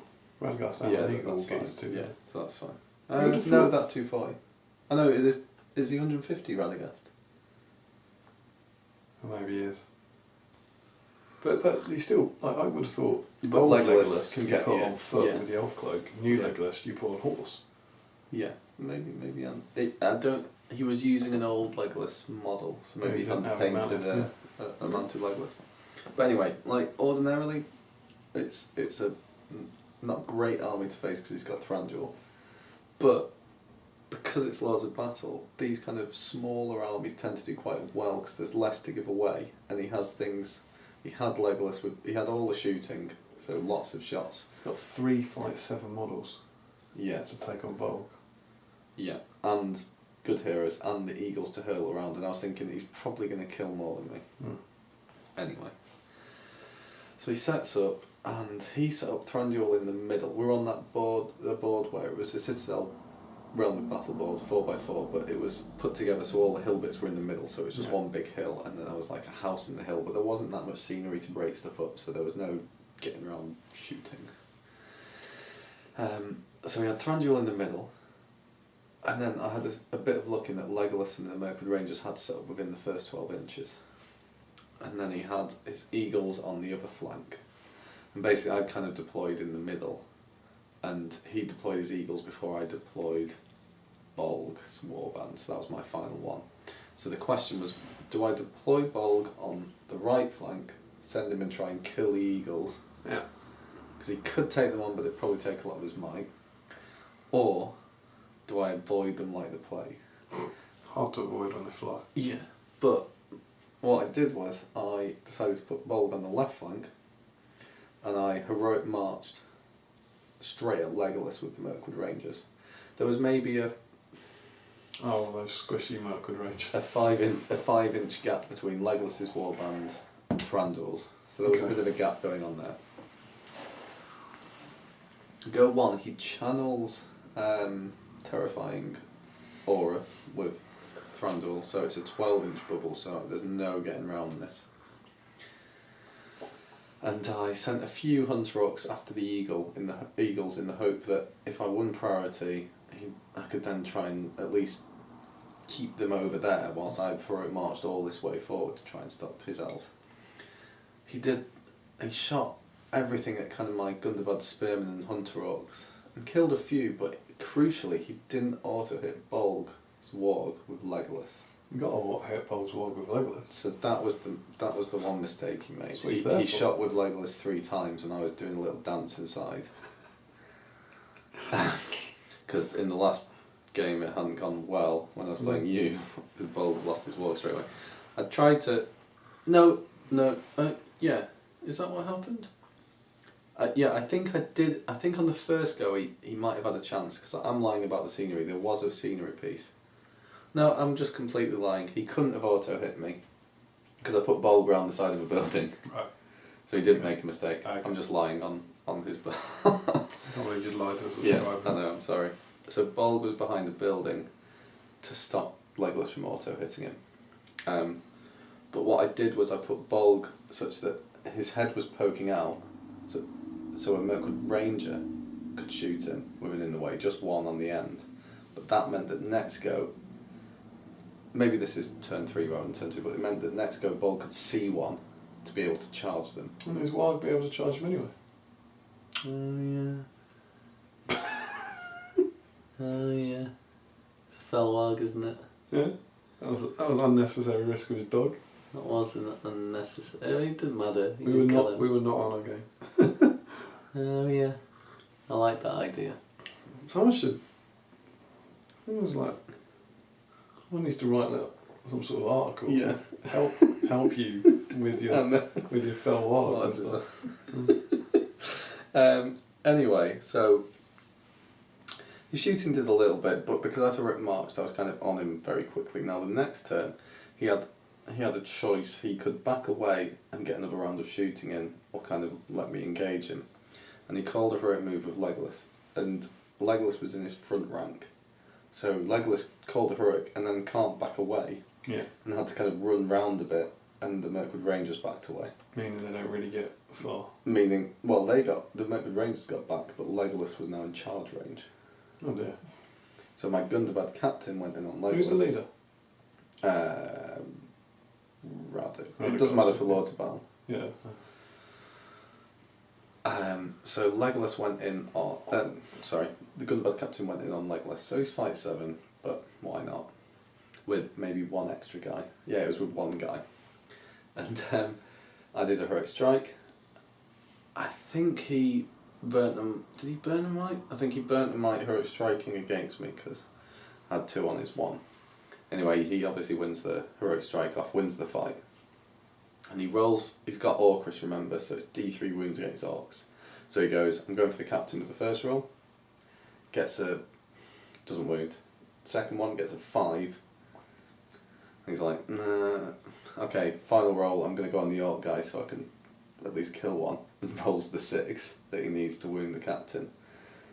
So he'd done his first 2 on the captain, not got it, but then the last one he got the 6. So he killed the Orc, but my captain was situation, he could use a might point. He could do. Yeah. But he didn't. Because that would have been another might point gone. Yeah. So anyway, they back away. The Mirkwood Rangers killed a few more, so he was up at this point.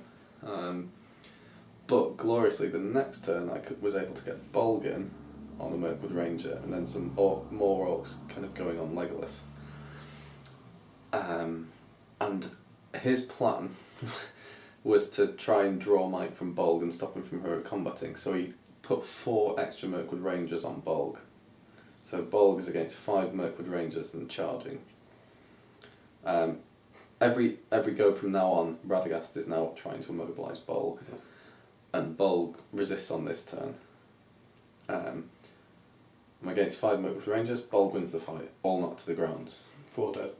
2s re-rolling 1s. Destroyed. And that isn't like killing hobbits. Take those 4 off. That's 56 points.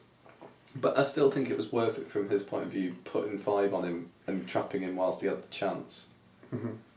Because it would have drawn my might if I'd botched. Yeah. It also, much as it sounds mad, how many and he could have immobilised me. 1. Bolging charge 1. If you need to put 5 on to stop you thinking of doing heroic combat. Yeah, it meant that I couldn't combat. Yeah. Then the Legolas fight, he's up against the Gundabad captain again. I think I strike, he strikes again because this time he's getting a bit trapped. And I can't remember exactly how it played out, but Legolas was spectacularly rubbish. I think he had to use a might point to win the fight in the first one. That's why he didn't might to wound the Gundabad captain, because he'd used 2 might in the first phase. Right. He got a 5 in the roll to win the fight, and mighted that up. So then in this final one, we both struck. He had to strike because he was trapped. didn't get the 6, and then the Gundabad captain needs 4s on him, and Legolas, over the course of 2 turns, went down. Wow. Thanks to a Gundabad captain, and this is the new Legolas, which was fairly good. Well, he does re-roll ones as well. 5 against the needing 4s 5 and re-rolling 1s. So that was incredible. But from this point forward, Radagast kept immobilising Bolg, and he kept rolling like a 6. So I'd be like, I'm not using his will point on this. Like I can deal without a go at Bolg. Anyway, whilst all this is going on in this fight with Legolas, we kind of met in the middle with Thranduil's warband wheeling round to meet the rest of mine. And I'm just struggling, like, with this game and your game, it takes me so long to do my moves because I have to think about every single model. Because it's not just randomly roll some courage tests, I have to think, if he fails, he's going to block stuff, so I need to do this one, then this one, then this one, then this one. And this one, I don't want to roll. I want to move him out the way because then I've got 2 behind, which maximises my chances rather than doing the 1. So I was kneeling down for the majority of the game, like looking at my models, what do I want to do exactly. So it took a lot longer to do moves than usual, but it was really fun trying, like, figuring out what was the best way to do stuff. And I got reasonably lucky with my courage tests. I was getting more than I should in. The Gundabads were doing well at charging. The courage 3 makes a huge difference relative to 2. So that was really helpful. And because I had 12 spearmen, it meant that I could always, once I got 1 man in, that's 2. And then if a Hunter Orc gets in, that's a Hunter Orc in with a spear spot is 3 attacks, and that's good, especially against squishy wood elves. The eagles at this point are still getting held up by the Hunter Orcs. I got a cheap wound on an eagle, winning with a Hunter Orc. Cool. So that was going reasonably well. Then he got his eagle over, eventually killed the Hunter Orc, got over and hit my line. And I had my Hunter Orc captain in the vicinity. Managed to kind of swarm him with my Hunter Orc and captain and a couple of others. Trapped the eagle. And I heroic struck. I don't think I heroic struck high enough, but he fluffed his rolls, and the Hunter Orc captain killed the eagle. And I think this was on the same turn that Legolas went down. So I think he was winning from the shooting, and then in this 1 turn I get from Legolas 5 from Legolas, 3 from the eagle, and that just bumped me way up. And all those Mirkwood Rangers died, 4 Mirkwood Rangers, so I just bumped way up on the Lords of Battle. And you've taken out Legolas and Eagle. Yeah. Which so that was massive. To win swing back. Yeah. The other eagle, he managed to win, but his hurl was pathetic. Like, he hurled, but then got a 2 or 3 inch hurl, which, when I've got defense 6 Gundabads being knocked into, it's not too bad because they don't really die. They just fall over. Anyway, it was still reasonably tense. It was still reasonably close because he chipped away at a few of mine. But the great thing for me was that if I beat the Wood Elves in a fight or the Mirkwood Rangers, I'd probably kill him. Yeah. So I was still chopping through stuff, even though the Thranduil Terror was a pain. And finally, I kind of broke through, and Radagast was having to get involved fighting. So if I got priority, he had to move to stop Radagast from being charged to do a spell on Bolg. And eventually I had a turn where what had happened is the turn before he'd Nature's Wrath with Thranduil, and I didn't resist. I think I tried again with the captain and didn't resist the Nature's Wrath, so all my models went down. He had a reasonable turn of killing me a bit, but again it was he'd done a heroic move, so he'd moved first, so I could still stand someone back up. Then I had this whole dilemma. I think I deliberately just stood someone back up and moved them, rather than trying to charge with them to help out with where things went. So anyway, it's reasonably tense, but then the next turn I managed to get into Radagast, which means critically Bolg, who's been being immobilised for the last 3 turns in a row, is free. Yeah. And basically, I had all these models on the ground, and I kind of just parted the way, and just Bolg could get into Thranduil. So basically I didn't charge with models, I just essentially moved them out of Bolg's way, and then Bolg just went straight into Thranduil. And at this point, I think Thranduil was out of might because he'd used a might point to win the heroic move to do the Nature's Wrath. Yeah. So then Bolg subsequently destroyed Thranduil quite handsomely. I think also I deliberately put my other Gundabad captain into Thranduil to draw might with some heroic strikes, much in the same way as Legolas. It was just, I was using these cheaper heroes as a way to cull the might from his heroes, So when Bolg gets the chance, Yeah. he can go in and kill them. That was the purpose. So anyway, once I kill Tranduil, that's a big swing as well. And especially when Radagast isn't able to effectively do his spells. Same as against me, isn't it? Yeah. Just removing the terror bubble. Yeah, and then I removed the terror bubble. The other eagle, I don't know if I took the other eagle down, but I took him down to 20. Then it's once you broke, I broke him, and then the first turn after you play another turn, but then the first turn after we rolled the 1 or a 2. So I think I ended up winning something like 30, 15, 16, 17, 18, something like that. But it was reasonably comfortable in the end, just because I'd broken him and taken down the hero takes all of its fate and wounds, and that bumped me quite up a bit. But I was really pleased with the win, because I think the key bits were her marching and swamping Legolas's group and using the Gundabad captains to tie up Legolas and Thranduil. Sounds like you played that one well. And I didn't use Bolg that much in it because he was immobilised for a lot of the game with Radagast. But then equally, you could say that you were using Bolg to take the immobilise. Yeah. Right, which It ties up his 150 point model, I guess.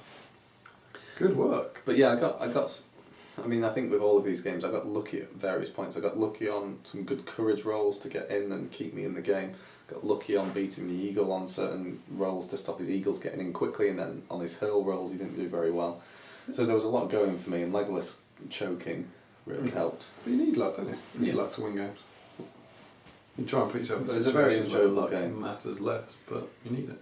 Now we finished this game before you'd finished yours, so I then knew that I was on 3 wins and a draw, and that given the VPs, if you beat Callum, you'd probably be on the top table. Yeah.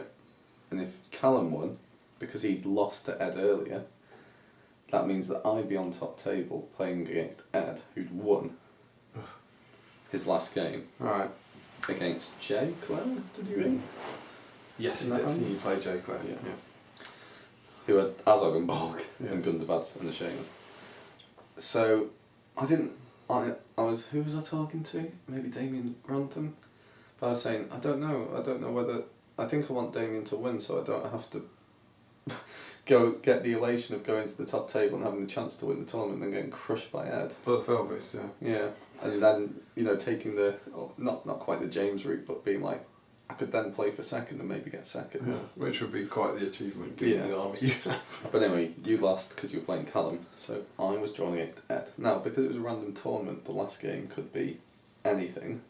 Well, anything that was left. And there were some good ones left for me. There was hold ground, high ground. Are you doing yours? No, but I'm just saying, setting up the scenario. Okay. Hold ground, high ground, and recon, and domination.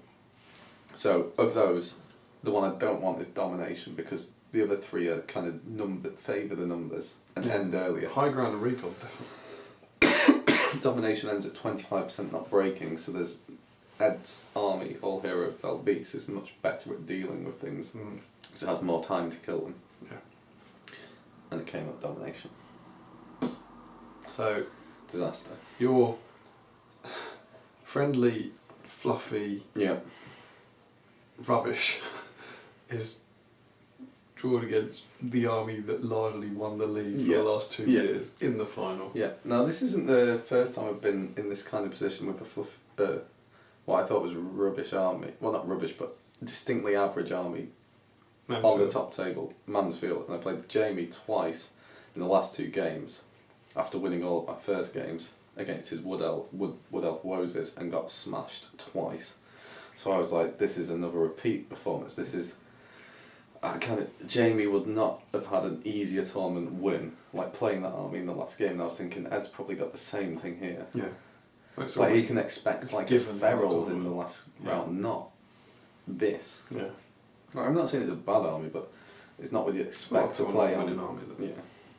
So anyway, you were drawn against? I was drawn against Jay Clare, which I was very pleased about.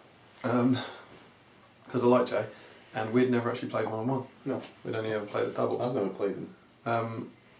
And it was cool because we were still on the top, we were in a decent position because we were on table 4. So the winner of this would probably place relatively well. Yeah. And but we also, neither of us could now win the event, which makes the game ever so slightly more relaxed. Yeah. And Jay had also brought a cool, fluffy. Bless you. Bless you. Mm. I was sneezing earlier, now it's you. Yeah. A cool, fluffy army, which has Azog on the white warg, Bolg on the warg, and an army of 24, I think it Gundabad. was something like 24 Gundabads and a Shame. And It a was Shaman. He had converted the Shaman to be a Gundabad. He had converted the Shaman to But be a it's Gundabad still- Shaman, but it wasn't. Now, we always There going isn't into on the plant here the intent. What was the intent behind him Intent converting that Just to Shaman? give his Gundabad's fury. And as a Filthy Bolg fury. Yeah. Yeah, Azog fury. Because Azog's a walk. You know, people. It's not Orc. really come up before. Azog's an orc. Yes. He can get fury. But yeah, obviously, you know, there's nothing wrong with that. It's No. a tournament. Yeah.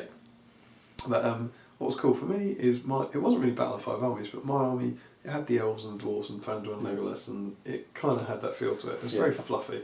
I've not actually said this though. I played 3 games with, up to this point, 3 out of 4 games where Ancient Enemies was always in play, which is a reasonable boost for my army. And I suddenly went, oh, I've got Thrain. You've got Azog. Yeah. Thrain gets to reroll all to wound rolls against everyone in his army. Yeah. That's amazing. That doesn't come up often. No, exactly. So I was like, it's going to be brilliant. So anyway, it's domination. And we, broadly speaking, have 5 pips, as you might expect. He sets up on the centre line. I set up further away to shoot him, like you would expect. But I think have to be in the 12 inches because of the dice, or I can't remember. But I basically then do my normal thing where I've got my archers in the second row, and I wiggle my, in turn 1, I wiggle my Erebor warriors along from where they deployed to cover these archers, Ranger archers. whilst the palace guard who deployed here come round. So I'm just reorganising the line. Turn 1, Legolas. Spot.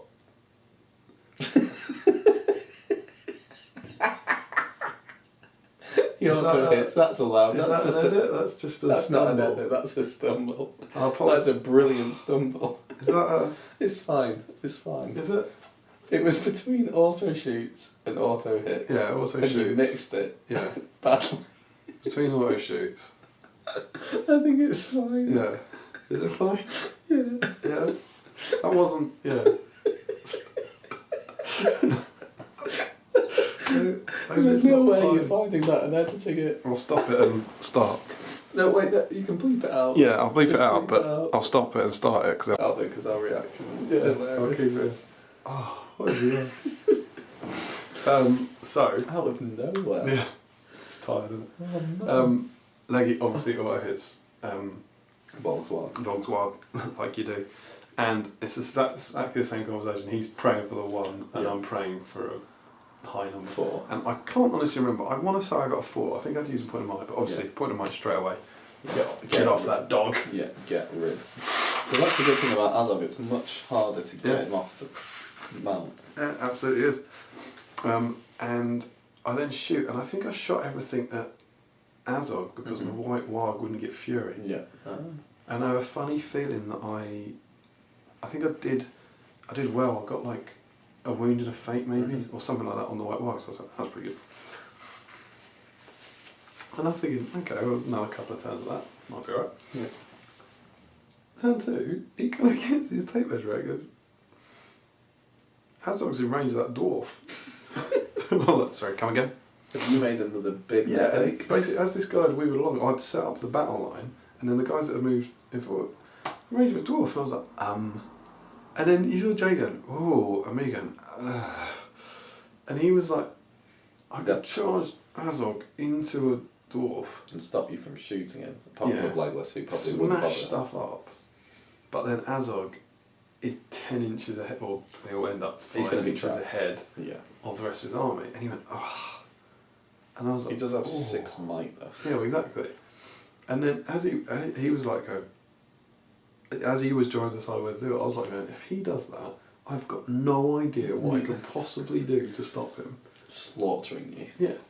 It's that thing against that With all you the had might, against it's bound Bolg. to win. Yeah, you chuck more guys in Oh yeah. to draw the might, but then they'll all get smashed down. Yeah. And anyway, he went, you know what? And I can't repeat the phrase that he used. But he was like, Stuff it. You know, it's last game. Stuff it. Last game, right? And he went and he charged in. I was like, oh god, that dwarf's dead. But then I've got some Palace Guard, I've got Elf Blades, everything around him. And I was like, so then I had this debate and I'll probably have to get him. And then I realised that Legolas on horse You got your tape measure out. is within 10 inches of Azog. And I went, oh. And he went, oh. You know, and it's like, ah. And I'm like, so Legolas he goes in, and heroic strikes, traps him, kills him in one. He goes in, loses the heroic strike, dies in one. And I went, oh. And Jay was like, ooh. You know, it was like, and I went, stuff it. Yeah. And then we started calling it ultimate stuff it, which was like, yeah, why not? So he goes in, and I can't. This is a ridiculous turn two. Yeah, a turn escalation. Huge thing. I think Sam came over and went, what the hell's happening here? You got Azog surrounded by elves and Legolas, while these two armies are like this far apart. You know? And you know, he comes forward and I'm going forward. Polg's obviously off his warg, and in that combat, I can't remember if I choked on the heroic strike. No, I didn't. I'll tell you what happened. The same thing that happened with you. Both up to 10. I think it was both up to. I think it was an elf blade. I think it went both up to 10. Oh, but you had one from the I had troops. an elf blade. Yeah. And he won the roll off on a 1 or a 2, which was like, no, this happened earlier. Yeah. And then suddenly I was like, oh, God, Legolas. But crucially, Legolas had done an incredibly important role. He's on a horse. He's on a horse, so Azog doesn't get the knockdown, he doesn't get charging bonuses, so he's only got 3 attacks. Yeah. Still quite good. Yeah. Against 3. Three's on Legolas. I'm pretty sure he went 1, 2, 5. Okay. I think. And I think he had to use a might, which was great. So Azog, as memory serves, has used a might to strike. Yeah. Used a might to win the fight, I think. Okay. Then used a might. He'd done. It's more than that. I'll tell you in a sec. But he used another might. I think he might have done 1, 2, 2. You know. Okay. I think he rolled really badly for just botched it. But Legolas ends up on 1 wound and 1 fate, or 1 wound and no fate. But he survived. And that's what you used. And Azog used 5 might. 5 might. 5 might in that encounter. And I was like, okay. You know, it was like, and everyone was like, that was a bit tense, but Leggy's alive, crucially, with might. We'll have that again next turn. Yeah. Next turn they come in, and I think maybe now the lines hit. I've done some shooting. Thranduil's cost is Terror Bubble, so doing so he's got much the shaman. against the shaman. Bolg has started to wander towards the Rangers. Don't charge him with the Rangers. Yeah. And at the moment, Thrain's in the middle, kind of going for an objective, because he'd actually, because he, as is often the way of domination, because he had pushed forward, he'd left guys back on objectives that are fairly safe. 2 objectives near the back, and there's a central one, and I've only got 2 that are being contested by the fight. So Jay's actually, he's in the better position table wise. And then the next turn, the combat goes again. This time, Leggy wins the strike off, or I think maybe he rolled badly for a strike, and I won. And with defense 5, and I had about 14 attacks against him. But because of Fury, I did exactly the right number. It was pretty tense, given that he was the new Azog. So he had 3 fate, 3 wounds.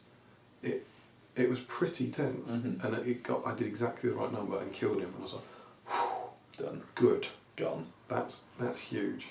Off, the White Wild's dead, brilliant stuff. But he wasn't his leader. Bolg was his leader because of the high defence. Okay, so then I'm now kind of in control over here. I think Azog not as your leader is a huge, like, I'll chuck him in. Yeah, exactly. Chuck him in 6 might. You like Boromir, but better. I mean, he is double the price. But his Gundabad now had kind of swept around me, so he had one thin line that was kind of keeping me in this area of the board. And Thrain had tried to smash through to get to this central objective. Yeah, that was great. Like, charge 2 guys, re-roll, kills them both. I was like, do my card. And I got a Nature's Wrath off in the middle, which again, I was quite pleased with this, where I made sure the only person in range was a shaman. Oh, yeah.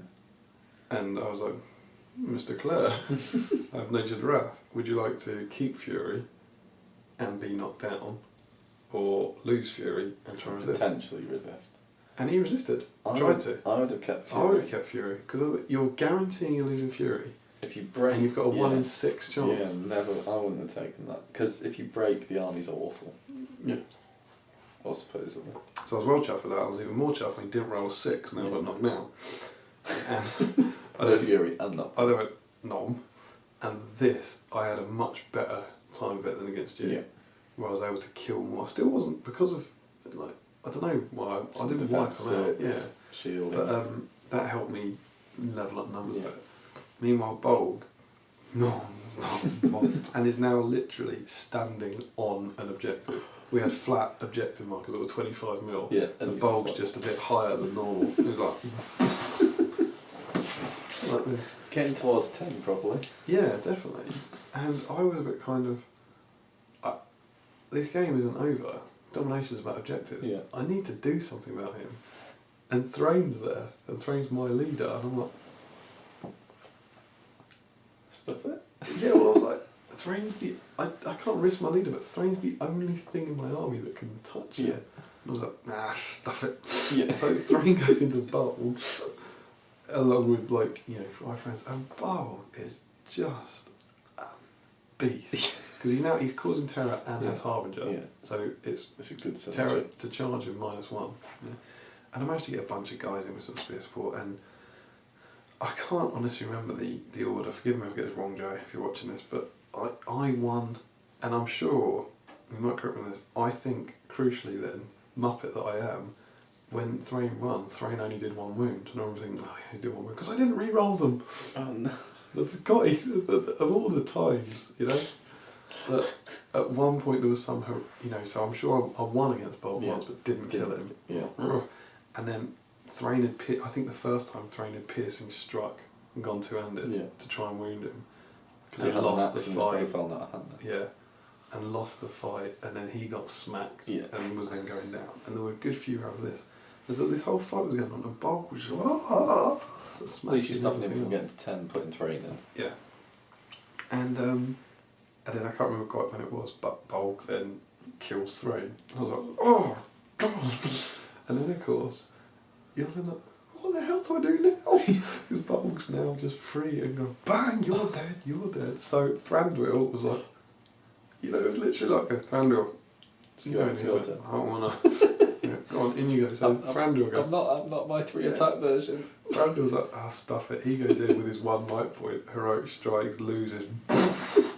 Thranduil's dead. So I think that might have been another one on an elf blade though. I was like, right. I was like, he's dead.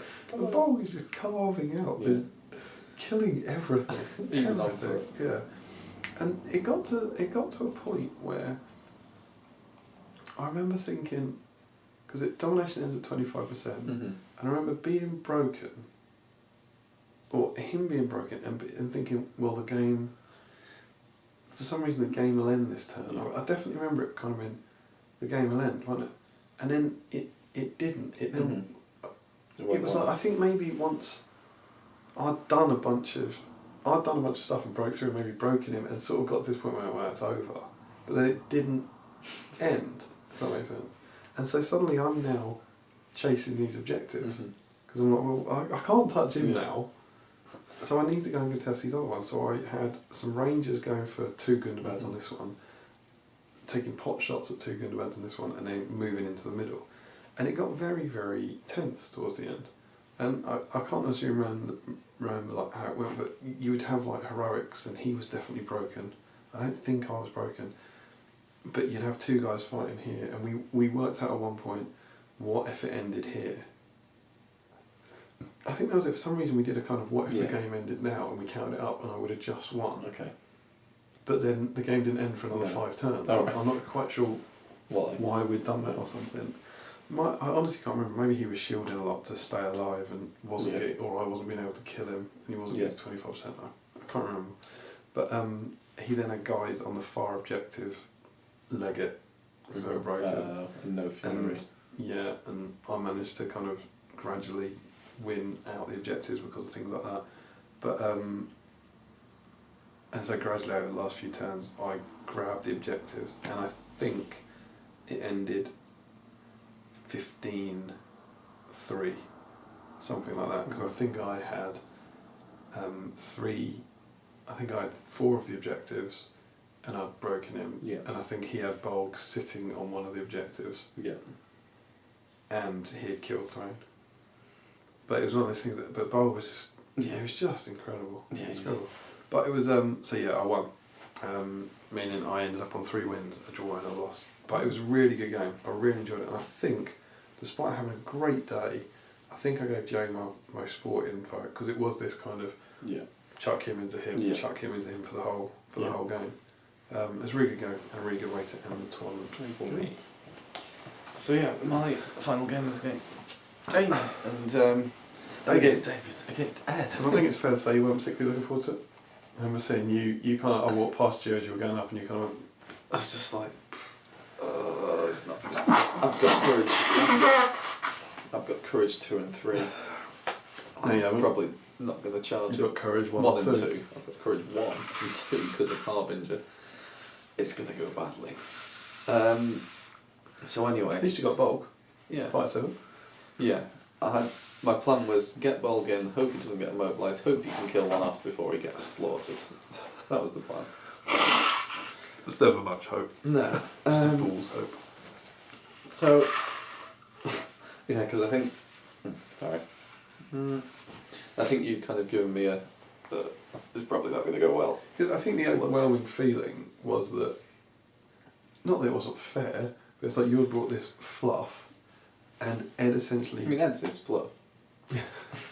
had the tournament. It was like with respect. There's not a lot of challenge in beating that. Yeah. That domination.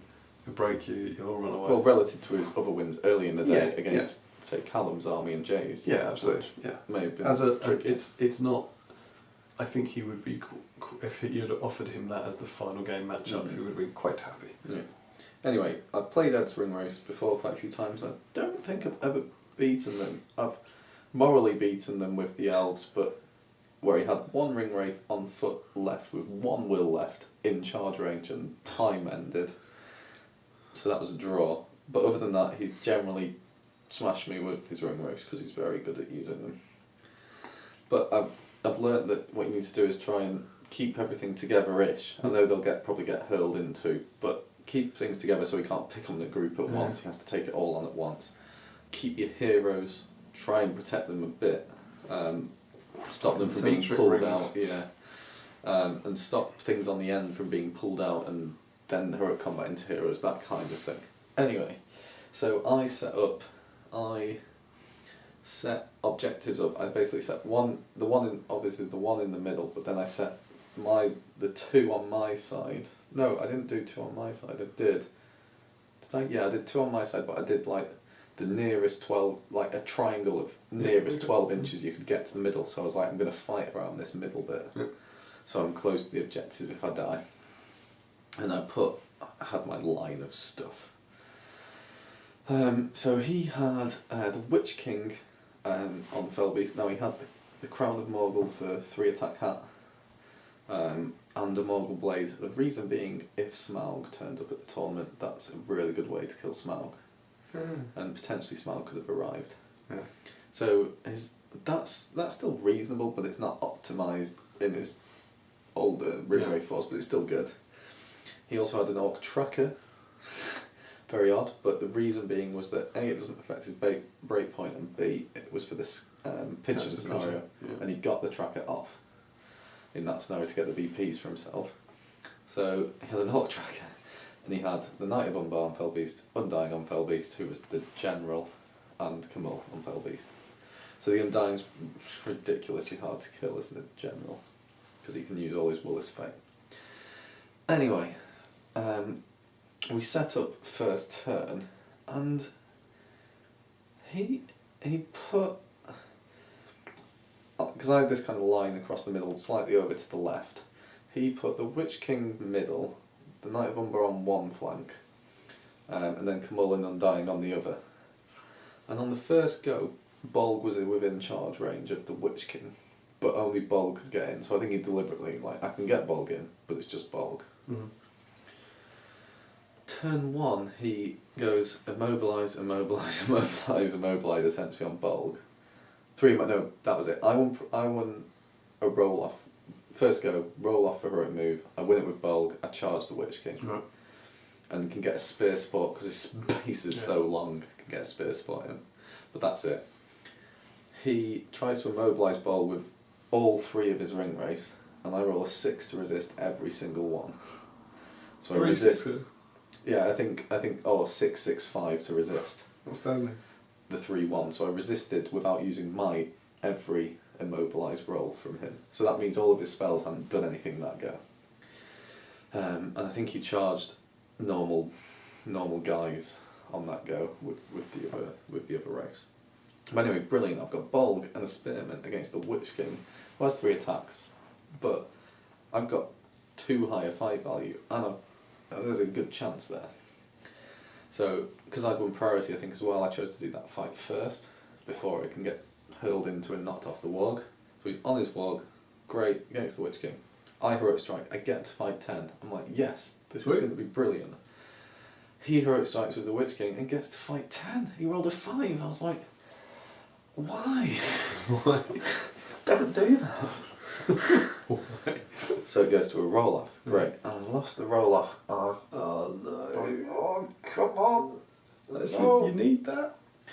At this point, he asked whether I was trapped because Bolg's base is a bit dodgy, and he wasn't trapped because the reason he'd asked is if he was trapped, he would have used the Mongol Blade, but he didn't use it.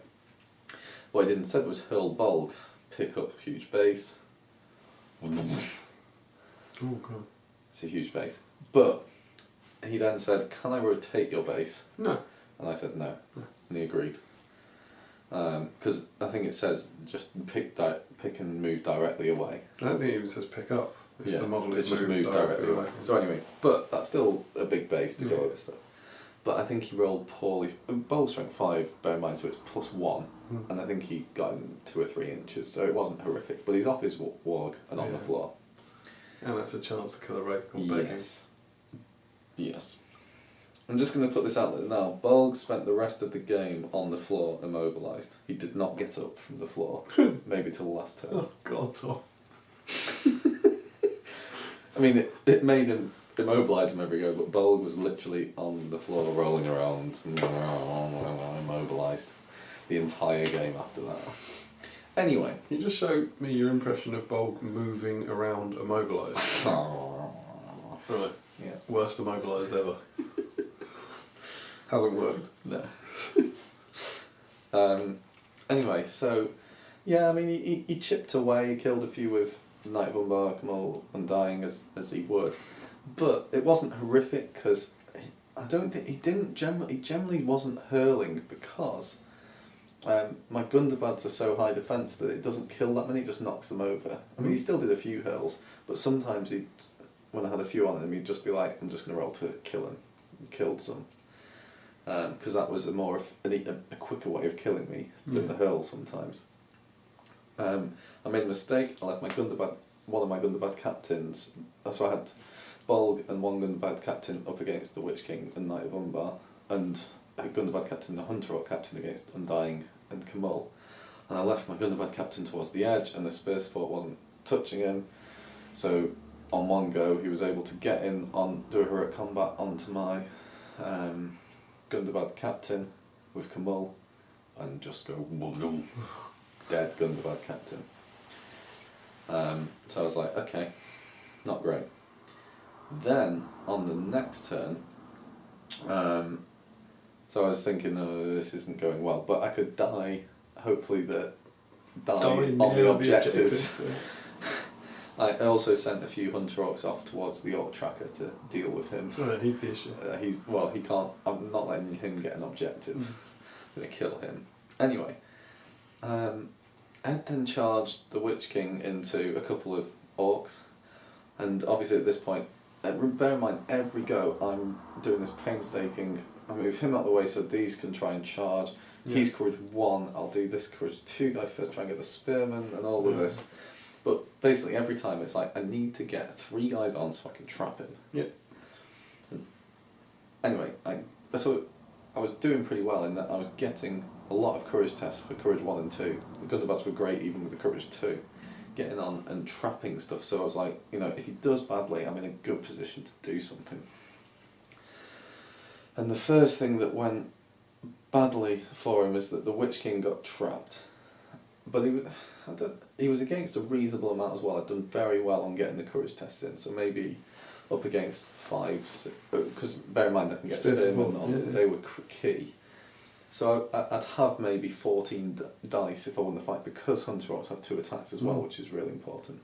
I also had these 4 two-handed weapon guys around who can piercing strike two-handed.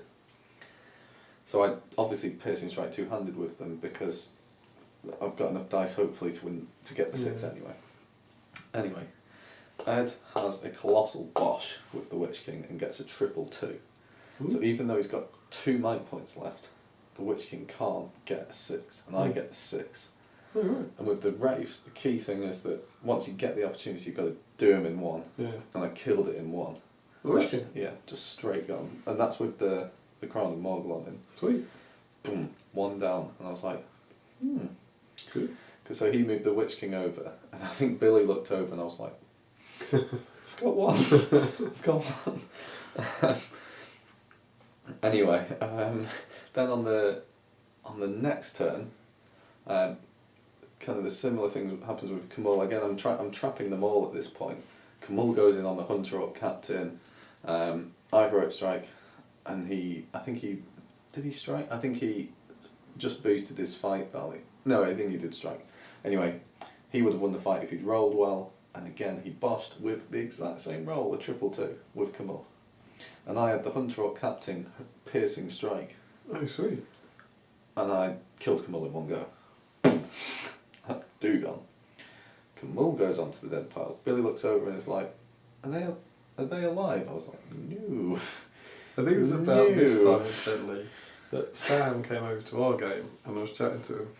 And he was like, you having a good game? I was like, yeah. And he went, I think Tom's killed 2 fell beasts. And me and Joe went, what? He was killed 2. We looked over and he went, you see those 2? They're dead. And we were like, oh, he's killed 2. And what happens when you kill 2? How the effectiveness of his army just drops dramatically, because now he can't do as much. It's the spells. As soon as he loses spells, it's not. I've always compared it to you take another army. If you kill a quarter of another army, it doesn't matter. You can come back. If you kill a fell beast, it's worse than killing a quarter. Once you kill 2, it's worse than killing half. And then I got onto the Orc Tracker and killed it, and I was like, actually, I need to kill 1 more, and that breaks him in 25%, and that's it. The game would end. And I was thinking, from at start being like, after the first turn or 2 being like, this is going to go horrifically, 2 boshes from Ed, and I could win. Yeah. And I think the thing with the fell beast is you always have to, if they have that bad roll, you have, with any all hero game, you have to get yourself in the position if they roll badly to do it. It's the nature of all hero, isn't it? But anyway, then frustratingly, Knight of Umbar is now, I think after a while, did some heroic moves to make sure he charged and was killing stuff. But the Knight of Umbar was being really irritating because he'd have 3 dice or 2 dice depending, but he'd always get that 6 with the Knight of Umbar and was killing stuff. I was like, come on, mess it up. But the key thing for me is that I was still doing really, really well at my courage tests and always putting them under a load of pressure. And Ed made a comment, he was like, you are passing more courage tests with courage 1 and 2 than Callum passed with this courage 5 elves, or courage 4 elves. So it was pretty incredible, my courage tests. Anyway, I was in on Knight of Umbar. All the might's gone from the board by now. I think I did manage to stand Bolg up on the last turn, but not because he can only move 3 inches. He's not really getting in. Anyway, then eventually the Knight of Umbar doesn't roll a 6, and I'm again trapping, and I kill him, and that's the game. Done. And you're in.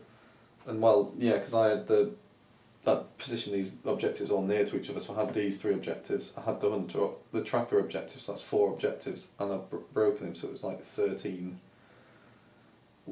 because he had the Undying near to the middle or something. So it was something, I don't know what it was, but it was like...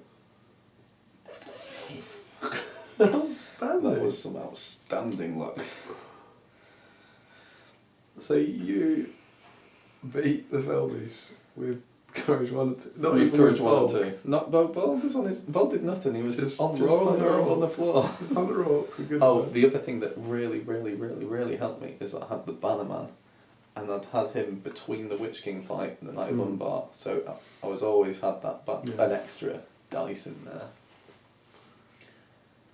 But yeah, I was just like, it was as soon as one went down, it's like, right, I'm in with a chance, and then the second one, and yeah, it's two horrific boshes, but that can happen with all hero. Well, yeah, I mean that's the nature. He's unlucky to get hero. two Yeah. in subsequent turns. All hero armies depend on you not rolling that. Yeah.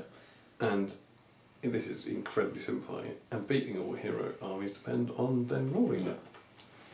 But yeah, I was incredibly lucky with some of the courage tests because I just remember always putting pressure on him. But I think that again it was all this. I'd take ages over my move, as in I'd deliberately be like, right, he's not doing anything this go. He's going to move here, and some I moved to trap his model. Yeah, without charging. Yeah. I'd do all of that kind of stuff, move him out of the way. Right, then he needs to do this, and then sometimes because I had models on the floor, if he had hurled, I'd be like, right. No, he's still going to stay on the floor. I'm going to chance jumping over him and not rolling a 1 to get over and try and get in. Yeah, and things like that. So yeah, that went spiffingly well, didn't it? That's an outstanding win. And then that's the tournament because I had the draw, so I was above everybody. So you won the I tournament. won the tournament. We have a channel win.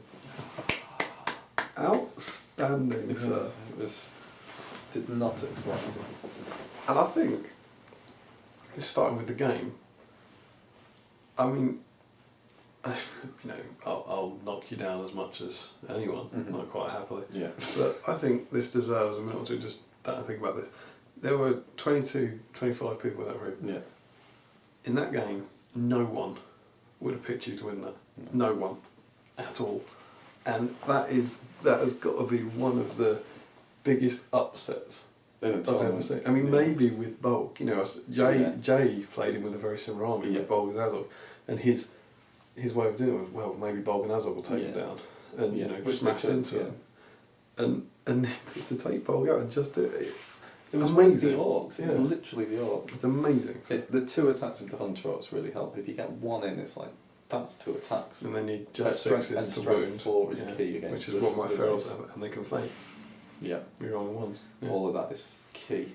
But my ferals and berserkers have good courage, unlike yours. No. But it did feel really good when it's like, right, there was one where I had, right, I've got 18 dice to roll to kill. I mean, surely I can kill the Knight of Umbar. Yeah. Done. Outstanding. Yeah, but I mean, I was just staggered that I'd got to that point having played 2 Thranduils where I was thinking, if I play a Terrifying Armour, I'm done. And then I played 3 Terrifying Armies. I played Eds and then the 2 Thranduils. It's far from an easy run, sir. Yeah. And in the first game I won on the last turn. In the Hobbit game I won on the last turn. Your game, the draw was on the last turn. I could have swung either way on the last turn. And it was only really the last 2 games. You want that to be a draw. Because say I don't kill the man and you win that game, you play someone different, you then don't go on to win. Yeah. So you owe me everything for giving you the draw. Giving me the draw. Happy to help. Because it probably would have been me playing Callum. That would have been horrific. He was smashed. You by far had an easy run. And so there's the game that I think was one of the biggest upsets I've ever seen. But the tournament, and this isn't as big a deal, but again, you start that tournament, you ask everyone to go around and rank the players.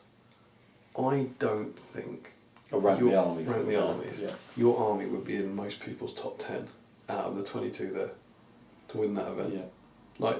I think beating Ed was a huge upset in the game, but I think your army winning that tournament, I dodged. That's got to be. Because James and Billy both lost early on, I dodged both of their absolute filth.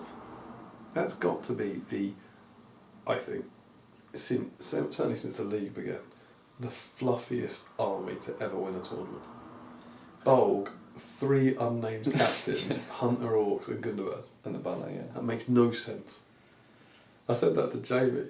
I want to text him, like, I think, who going, how's Tom getting on? I think I said he beat the Felbeast, it literally makes no sense. So, capitals. It's just what happens if you bosh. Yeah. It's what's so good about the game. Yeah. That it can't. And it also, it goes, again, I think you deserve your moment in the sun here. It goes to show an awful lot of how much this game is about player skill.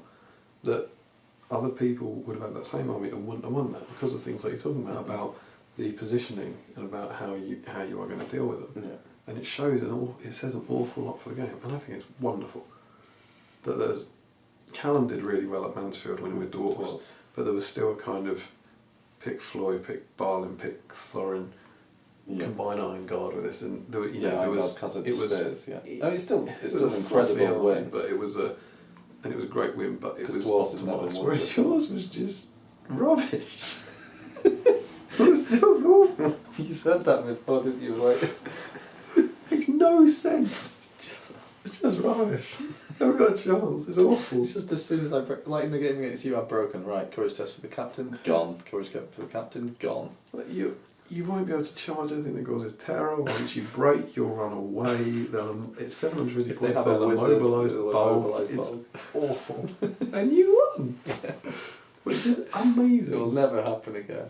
Incredible. I had a very good run. I had luck when I needed to in certain bits. But that's nature. Should have right. You have to. Yeah.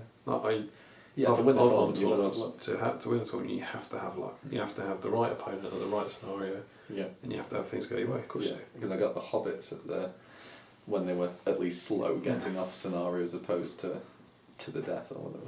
So I think what was awesome was the whole thing then had a wonderful feeling of what the hell? At the end. Yeah. And I think it's always good to see the underdog win, I think. Mm-hmm. Yeah, no offence to Ed. He's still saying second. Yeah. Because of his VPs from the previous games. But yeah, I thought it was nice. Stop Ed momentarily from his charge towards to the league. Yeah, of course. So yes. So yeah, it was. You don't need elves to beat Felby. No, awful orcs. But it was yeah, it was a really tense game.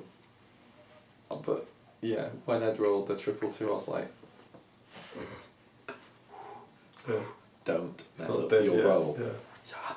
Please, because I've had this before where it was when he had his all-hero Aragorn, Glorfindel, the elf twins, and I had my Shagrat orcs and some Easterlings, and I had the chances. I trapped him. I had 12 dice needing a couple of 6s and didn't get it, and I lost because I didn't kill when I needed to. If you need 6 against Felbeats, they're just 1 wound, 2 fate. And if you can get it, it's gone. They're gone. It's not 3 wounds. Yeah. It's 1 and some chances. Yeah. So. But I think on everyone, I guaranteed everyone was it. You didn't roll fate. Yeah. Guaranteed every time. So well done, sir. Yeah. Wow. And my favourite statistic from that is you've been to 2 tournaments. Yes. In 2015. Your last position was winning the tournament. Yeah. And what was your previous position? Last place. Last place. Last place to first place. And with an army that ain't a lot better, if I'm honest. It's a lot better than Wargs. Wargs was awful. Like the difference between this army and the Warg army is that 2 Warg chieftains and just Wargs. There's no way that I can be tactically astute with them. Yeah. Because there's only 2 might points on the board and they've got huge bases. There's not much I could do apart from put them in. If the other player was even if the other player was poor, they'd still be up on me probability wise, and they could outmight me and everything. So it was just doesn't a matter disaster. if you play tactically well with them. They're just awful. They're just awful. Whereas with this one, at least you can do something with Bolg if you have the chance. Like he was immobilised for bits of games. But when he wasn't immobilised, he did something. Yeah, I mean, there's been a lot of theorising about Bulk since this new profile came out. But I came up against him twice in that game, and I saw what he was doing. He's horrendous. Yeah. He's awful. He's so hard to deal with. The defence 7 on a. You can get rid of the Warg easily enough, I think. Yeah. But he still chops through stuff very, very well. Yeah. Yeah, but he only got the Mighty Hero once. The major issue, the reason why he only got Mighty Hero once is that because I had the unnamed captains, Bolg was the only thing really that could take out their... My tactic a lot of the time is think about what's going to do the damage to my army. Yeah. So Thranduil being the main one in most games. But that's what you need to concentrate on taking down, and Bolg's the only thing I had really to take them down. Sure. The other captains were just... But I had to use the other captains to kind of draw them out, and then get Bolg in and try and kill them. Yeah. But yeah, it meant that Bolg was fighting heroes a reasonable amount in there, whereas you really want him fighting absolutely. troops. So, this might seem like an obvious question, but on reflection, how did you find the army? How did the army do? Outstanding. Yeah. Courage test, passing them all. That's Apart from the captains. Was that your first outing with them? Yeah, well, I took the Azog and Gundabad's and Hunter Orcs to Stockport. And they did okay. But they were mid-table, which is what I expected of them. But going to keep going with that? Or? Yeah, I think the thing is, like, I'm unlikely to take the same Bolg mounted version, and I'll probably take an Azog on foot, just Gundabad's version, which is that is worse. Yeah. Because you need one of those heroes on the warg to do the damage. Yeah, but if I'm doing the thematic stuff, it should be Azog on foot leading Gundabad really, or something like that. But that's more just to get me painting Azog. Cool. I borrowed yours at the stockpile game last time. So I don't know. But yeah, that was one of my favourite tournament days in terms of just the ecstasy of winning it. Absolutely, in my opinion, to start with from nowhere. It was like the Eastlings one, which I absolutely loved. Even getting smashed by Jamie, I was like, I expected to be bottom quarter with what did I have? 2 Easterling captains and drum and just normal Easterlings, and managed to be on top table throughout the day. But I think this is better because I managed to win. It's by far the best. I think it's the best tournament win since the league began, in terms of the list. And the most improbable, should we say? Tournament sort of win. So well done there. Outstanding. I really like the elves. I really enjoyed using it. Yeah, I finished 5th in the end, which was very happy. Callum was 4th. Obviously. 3rd was Billy or James, whoever won their game. James won it. So James would have been about 3rd. Yeah, James won it, and Ed came 2nd. But yeah, I really enjoyed using them. There's an awful lot of tactical flexibility in there, with like elf blades and spears and the fight 6 and the bodyguard. I mean, if you were being more optimised, you'd swap Thrain for Thorn, and then you'd have another 30. But the dwarves were there as reinforcements. So I'm keen. I think the elf army can do well. So that's what I'm taking to start. Well, you only just lost to Callum, and then James was still a good army. Yeah, that's exactly it. It's, could have done. It's always the nature of it. A few dice here and there, because equally a few dice here and there I would have lost to you. But I think they can do it. So 600 points pure Thranduil's holes for me at Stockport. Yeah. And fingers crossed I'll do it. So overall feelings on the day? Yeah, good tournament. Yeah, really good. Also a nice prize of a wetter print of you got an awesome Balrog prize. and Gandalf fighting it out. Lily's seen it. I think she semi-approved it going up in the conservatory. I wanted to put it here, by the way, but he wasn't having any of it. The issue with the conservatory is that we've got the Alan Lee Lord of the Rings calendar posters up. You don't have any here. I think you've got them though, haven't you? Oh, I mean, But we've got 2 of them up, so it may have to go in that space, I don't know. Bedroom it is then. Bedroom is. Don't think it'll be allowed in the bedroom. Then, as we said, Damian got best painted army. Yeah. And most sporting was Craig Spooner.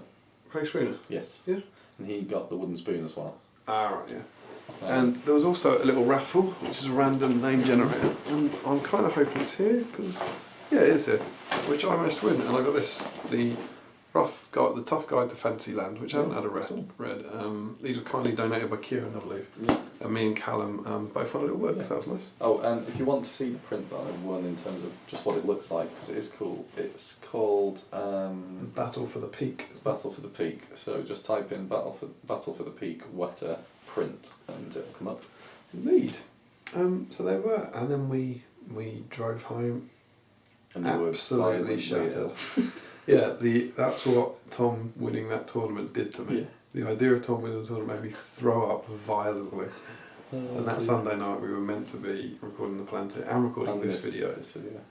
But of course I was very sick. So that's why if we got stuff wrong, apologies if our memories. Our memory on our game is a little sketchy. It's because it's a week and a half since the event now. But headed home absolutely knackered and called it a night. Yes. But well done Sam and everyone who helps him. It was another awesome tournament. Yeah. And roll on the next one, which is the Escalation Road to Stockport. But we're not going to that one, so roll on Stockport for us, but for everyone else, roll on Stockport is for us. Yes, I hope that goes really well for JT. Absolutely. So we hope you enjoyed this. This has been long. I thought this video was going to be an hour, but I think it's going to be about 2. Yeah, because you bang on for ages. So did you. I beat the Felbies. My little orc came in here. It was just my fucking old Bolg was there. I Bolg didn't do anything. I got my orc. Just on the floor. Bolg was immobilised like this. I don't know what immobilised means. This is all a good impression. Yeah. I'm just trying to match you because I don't want to seem like a James tournament view where you bang on for ages and I'm just like, yeah, I won. Smash the Felbies for good and bad's what of it. What's your problem? Won the tournament, deal with it. Next. Boom. So yes. I should have said, before the game started, Ed looked over and he was like, oh, have you got the Steve's Northwest Gaming Centre, the campaign dice? Not Northwest Gaming Centre, but you know what I mean? His campaign dice. Yeah, with the ring on. So like the black dice that you see on the channel, but the red, white, blue and green version. Well, he had the same dice as me. So we didn't want to both roll the same dice because we'd get them mixed up. And he said, have you got any other dice? And I was like, oh, well, they're in my bag. I can't really be bothered to get them out. And he was like, it's alright, I'll use my TLA dice. That won me the tournament because he boshed with the TLA dice. Right for the TLA. If you used it, and then I was passing courage tests all day long with my bent dice from the campaign. Bent Steve Crow dice. Yeah. So thank you, Steve, for giving me those dice. What a legend. And thank you, Ed, for not using them. So yeah, there are our thoughts on our first tournament review of the year, and we hope we'll be doing more of these because they are relatively easy to do. But yes, we can squeeze them in. Yeah, Squeeze. as ever. Yes. Don't forget to comment, like, share, subscribe. Like us on Facebook, follow us on Twitter. Support your hobby. And happy strategy battle gaming.